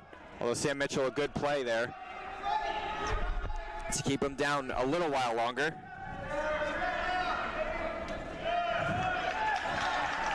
Still keeping Trey Rogers down. That takes a lot out of you. Out of both opponents. It can take just as much out of you to hold your opponent down as it is trying to escape from your opponent trying to hold you down. Both guys out. And they will reset with Trey Rogers on the bottom again. No points to show for in that sequence.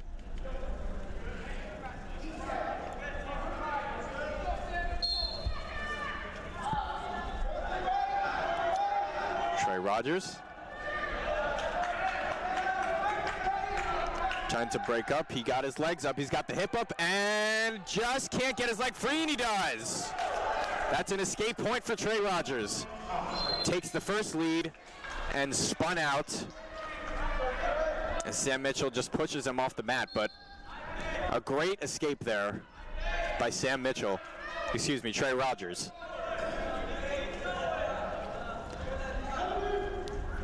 Again, Trey Rogers had a takedown and an escape last week,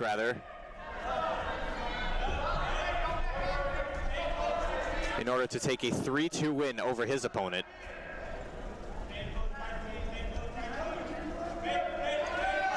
Rogers down, a stalemate position. Both have a grip on each other's legs here. Trey Rogers trying to get in the pin position. He is almost in a pinning position on top of Mitchell, although Mitchell is able to pry free. It looks like Mitchell may get the escape. He gets out, although it was never an initial takedown, so it's not a point gain for Sam Mitchell. It'll remain 1-0 Trey Rogers.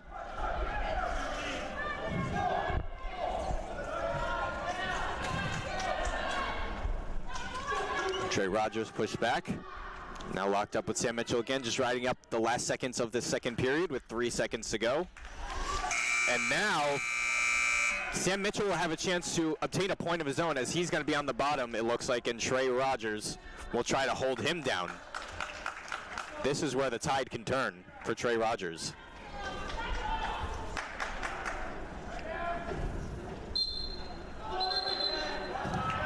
Bit of an early start there. Sam Mitchell a bit eager to start right before the whistle, trying to break free. And so they'll restart again.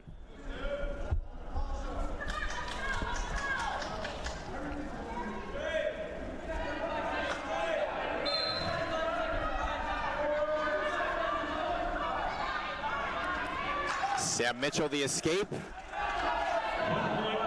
as they are tied up at 1 now. Trey Rogers looking for the shot. Can't quite find it. Looks for another shot, but he remained down. He was not going to try to get back up and let Sam Mitchell counter. Instead, Trey Rogers retreated, and they will start in neutral position at the center of the mat.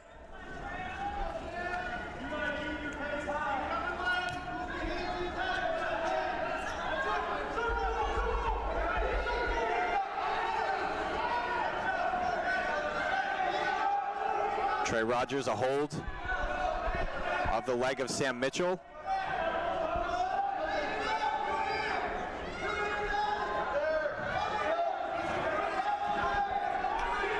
Still in a stalemate position. The ref may blow the whistle here.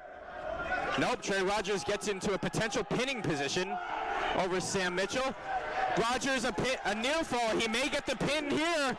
This may be the first pin. Sam Mitchell is not moving anywhere, and he is not getting it. And Trey Rogers gets the pinning victory. What a display by Trey Rogers. Rogers, the second Hofstra wrestler to win a match for the Pride today. What a performance by Trey Rogers. The two are locked up there in a stalemate position. It was incredible, experienced groundwork by Trey Rogers to take the victory.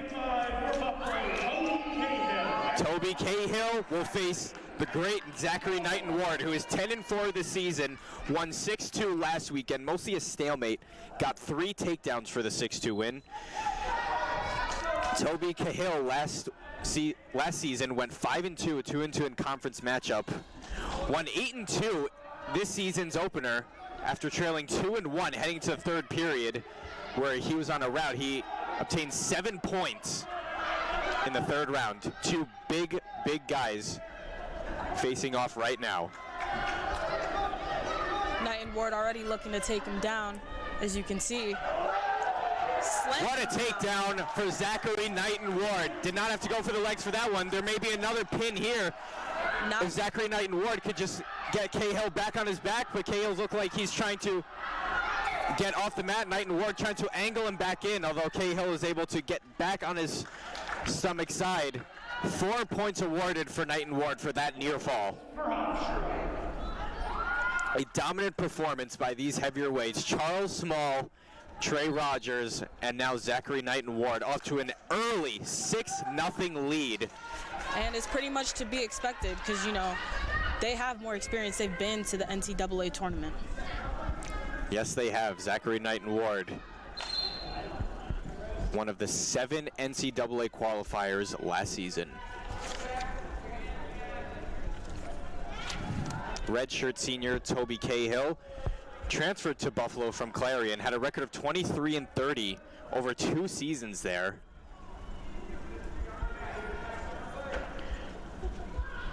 As he stays down against Zachary Knighton Ward.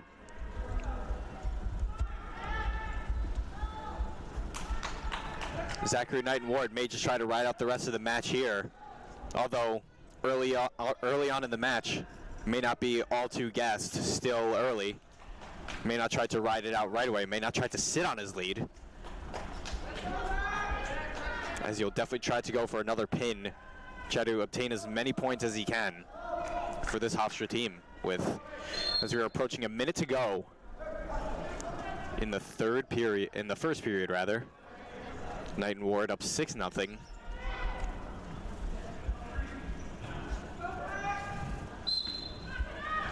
Zachary Knighton Ward couldn't hold down Toby Cahill. Cahill gets up. Oh, smack to the head of Zachary Knighton Ward. Trying to just egg him on a little bit. Knighton Ward already a huge 6-1 lead with 49 seconds remaining in the first. Two not even locking up right now. Just sizing each other up. Now they lock up. Cahill gets Knighton Ward off. Still squared up. Knight and Ward not really looking for a leg takedown. He gets the takedown on Toby Cahill. That is a signature move from Zachary Knight and Ward. He makes it look so easy without even shooting for the legs. But Knight and Ward himself gets taken down by Cahill, although Cahill doesn't get the full takedown, doesn't get behind. It'll be a reversal for Charles Small. Zachary Knight and Ward, excuse me. Now a bit of a stalemate here. Zachary Knight and Ward almost behind Toby Cahill, but Cahill has a hold of Knight and Ward's leg. As time runs out here in the first period, a very dominant performance by Zachary Knight and Ward. By far the most dominant performance by any Hofstra wrestler so far, at least through one period.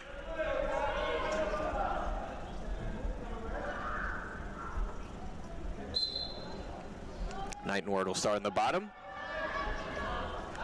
and he'll look for one more point to add in this matchup.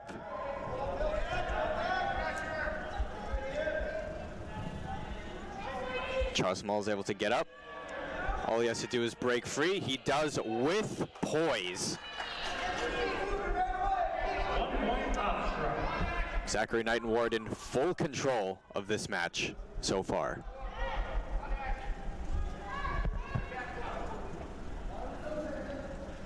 Zachary Knight and Ward just a couple of seasons ago recorded a 22-12 overall record, placed fourth at the EIWA Championships, tied the team in wins, and was 11-5 in dual matches with 5-2 in CAA duels.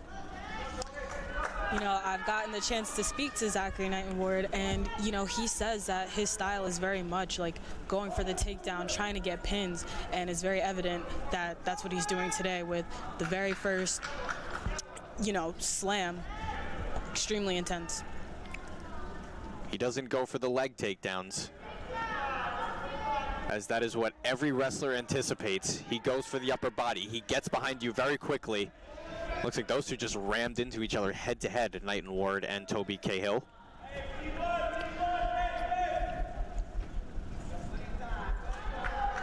Knight and Ward breaks free.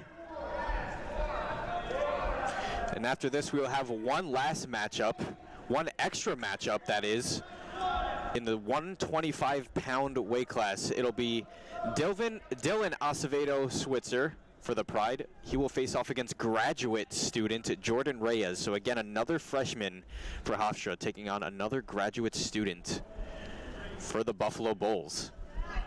You can see Acevedo Switzer getting ready right now. Same with Jordan Reyes, as Zachary Knight and Ward will be on top. We'll start on top at the beginning of this third period, getting some support from the crowd here. A 9-1 lead for Zachary Knight and Ward, as Toby Cahill escapes. Still a 9-2 lead, and Zachary Knight and Ward gets the single leg takedown there. Knight and Ward going to try to go get behind. Great strategy for Cahill, and Cahill almost got the pin on Zachary Knight and Ward, although Knight and Ward is able to reverse it. 2 points for Zachary Knight and Ward, able to get behind Cahill once again. And now he's going to look for the pin. This might be another near fall for Zachary Knight and Ward. He's got one already this match that gave him 3 points. And Cahill doesn't look like he can really move. His legs are tied up as well. Looks like that may be it for him. Knight and Ward still has him down. We already had a pin last match with Trey Rogers. Knight and Ward still has him down. Knight and Ward not moving. Still not considered a pin. They're still not giving the pin to Zachary Knight and Ward, although it is a very, very long near fall for Knight and Ward, and Cahill's finally able to break out. Almost looks like Knight and Ward really did have him pinned, but Cahill is able to get out. It's 4 points for Knight and Ward, so maybe not a pin, but a huge lead for Zachary Knight and Ward now, 15-2. May look for a tech fall win of his own.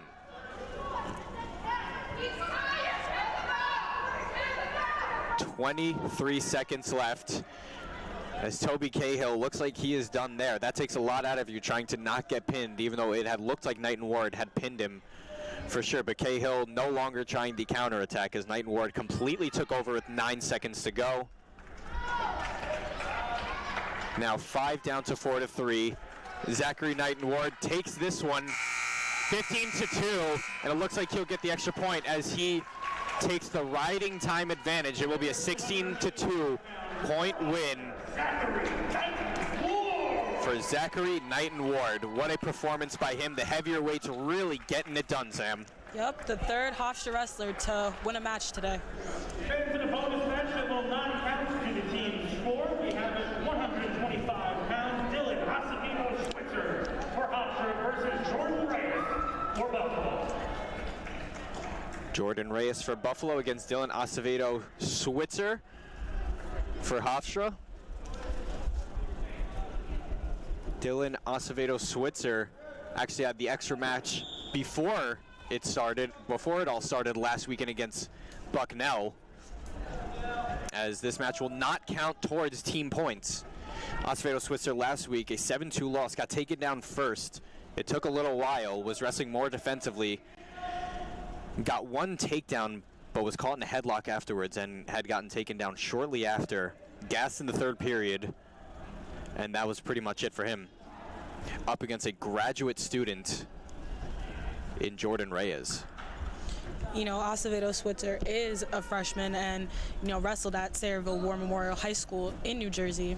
And, you know, he had a 103-23 career, like, overall, and was a county champion and qualified for state champion. So very, very big achievements there for Dylan Acevedo Switzer. But switching to that NCAA level is a whole new story. Although Jordan Reyes doesn't have much momentum going for him. He lost his last two matches via tech fall against Cleveland State's Logan Heel and a 4-2 decision loss to Lock Haven's 27th ranked Austin Macias. as you mentioned before, the class difference from freshman to graduate, you know, when you get to that college level, you're kind of wrestling guys at every single level. So, you know, it's going to be kind of difficult for Acevedo Switzer to, I guess, come out on top against someone who's had a lot more experience. Strength and speed is very, very important when it comes to Hofstra, to wrestling, don't get me wrong. And when you get two of the guys who are the same weight and essentially the same speed, you know, you put emphasis on the mental game of wrestling, and it was touted by many Hofstra wrestlers, by Dennis Papadopoulos, by Erickson, by Charles Small, by Ricky Stam. It really is a mental game, and that is really what only separates these two combatants, is the mental game, where Jordan Reyes has the advantage as he gets a takedown here, 2 points for him. The mental game where Jordan Reyes has the advantage because he is so experienced, and Dylan Acevedo Switzer really at a disadvantage here, just a wrestler, just a freshman wrestler. A real mental game that really separates these two, though. Acevedo Switzer so far, a big advantage, trying to get out. Acevedo Switzer trying to break free here. Acevedo Switzer really holding his own in this match, as the freshman still trying to pry free. He'll cut the deficit to 1, cut the deficit in half if he can just break free of Jordan Reyes, although Acevedo Switzer looking to step up. Hasn't been all that mobile trying to get out, as it looks like he might be gassed already. Only 24 seconds remaining in the first period. But again, that will really take a lot out of you, no matter how much you practice sometimes. It just, when it comes to the actual match, it really takes a lot out of you. And you know what, not even the actual match. The practice as well. Just under 10 seconds to go. Acevedo Switzer still can't get up. Jordan Reyes just holding him down. Just sitting on his first period lead heading into the second. So what has to go differently here for Dylan Acevedo Switzer heading into the second? Only down by 2.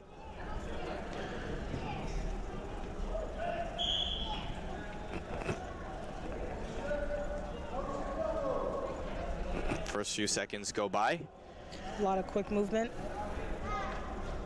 Acevedo Switzer was good at that. Acevedo Switzer wrestled Caleb Moon in the wrestle-offs before the season started. Caleb Moon took that one 5-1 over Acevedo Switzer.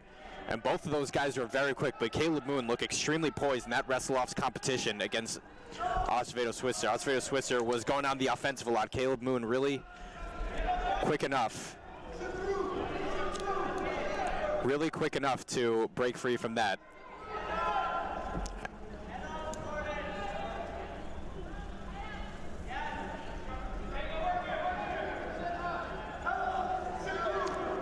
Switzer trying to break free, although he has his leg kind of stuck right now. Jordan Reyes has a good grip on that.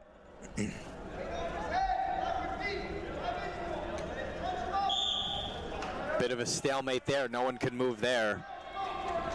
And they will start again with 52 seconds remaining in the second. The two lock up.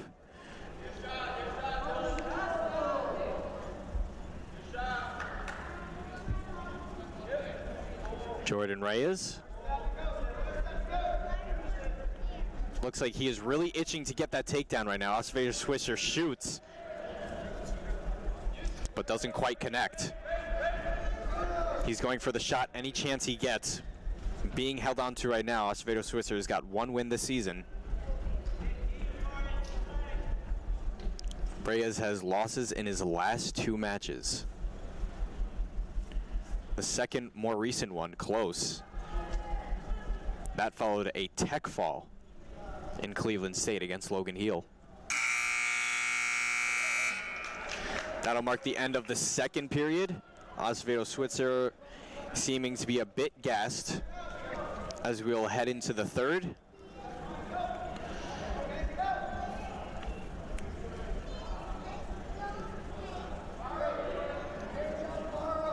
Jordan Reyes will start on the bottom, and he will be able to pull away just a little bit more if he can pull off the escape.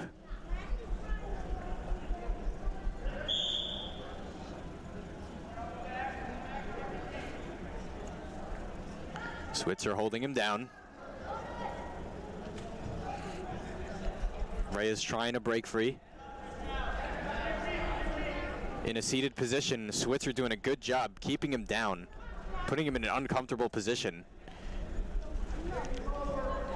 Forced back into their original position.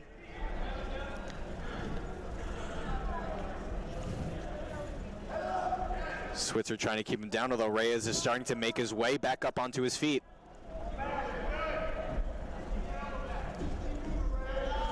Switzer, very good ground game on display right now. Is in the neutral position, the two were just kind of scrapping at each other's legs and trying to really just get that first takedown. And that one was awarded to Jordan Reyes, but Switzer has displayed very good groundwork right now, keeping down Jordan Reyes for the first minute of this second period.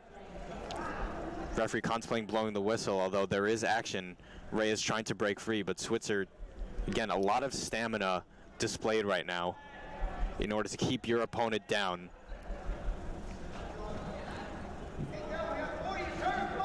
Looks like Jordan Reyes may be a bit gassed himself.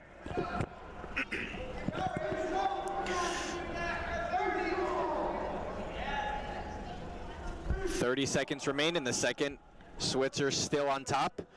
Reyes has not really moved, has not been able to get his hips up, has not really been able to get his knees up either.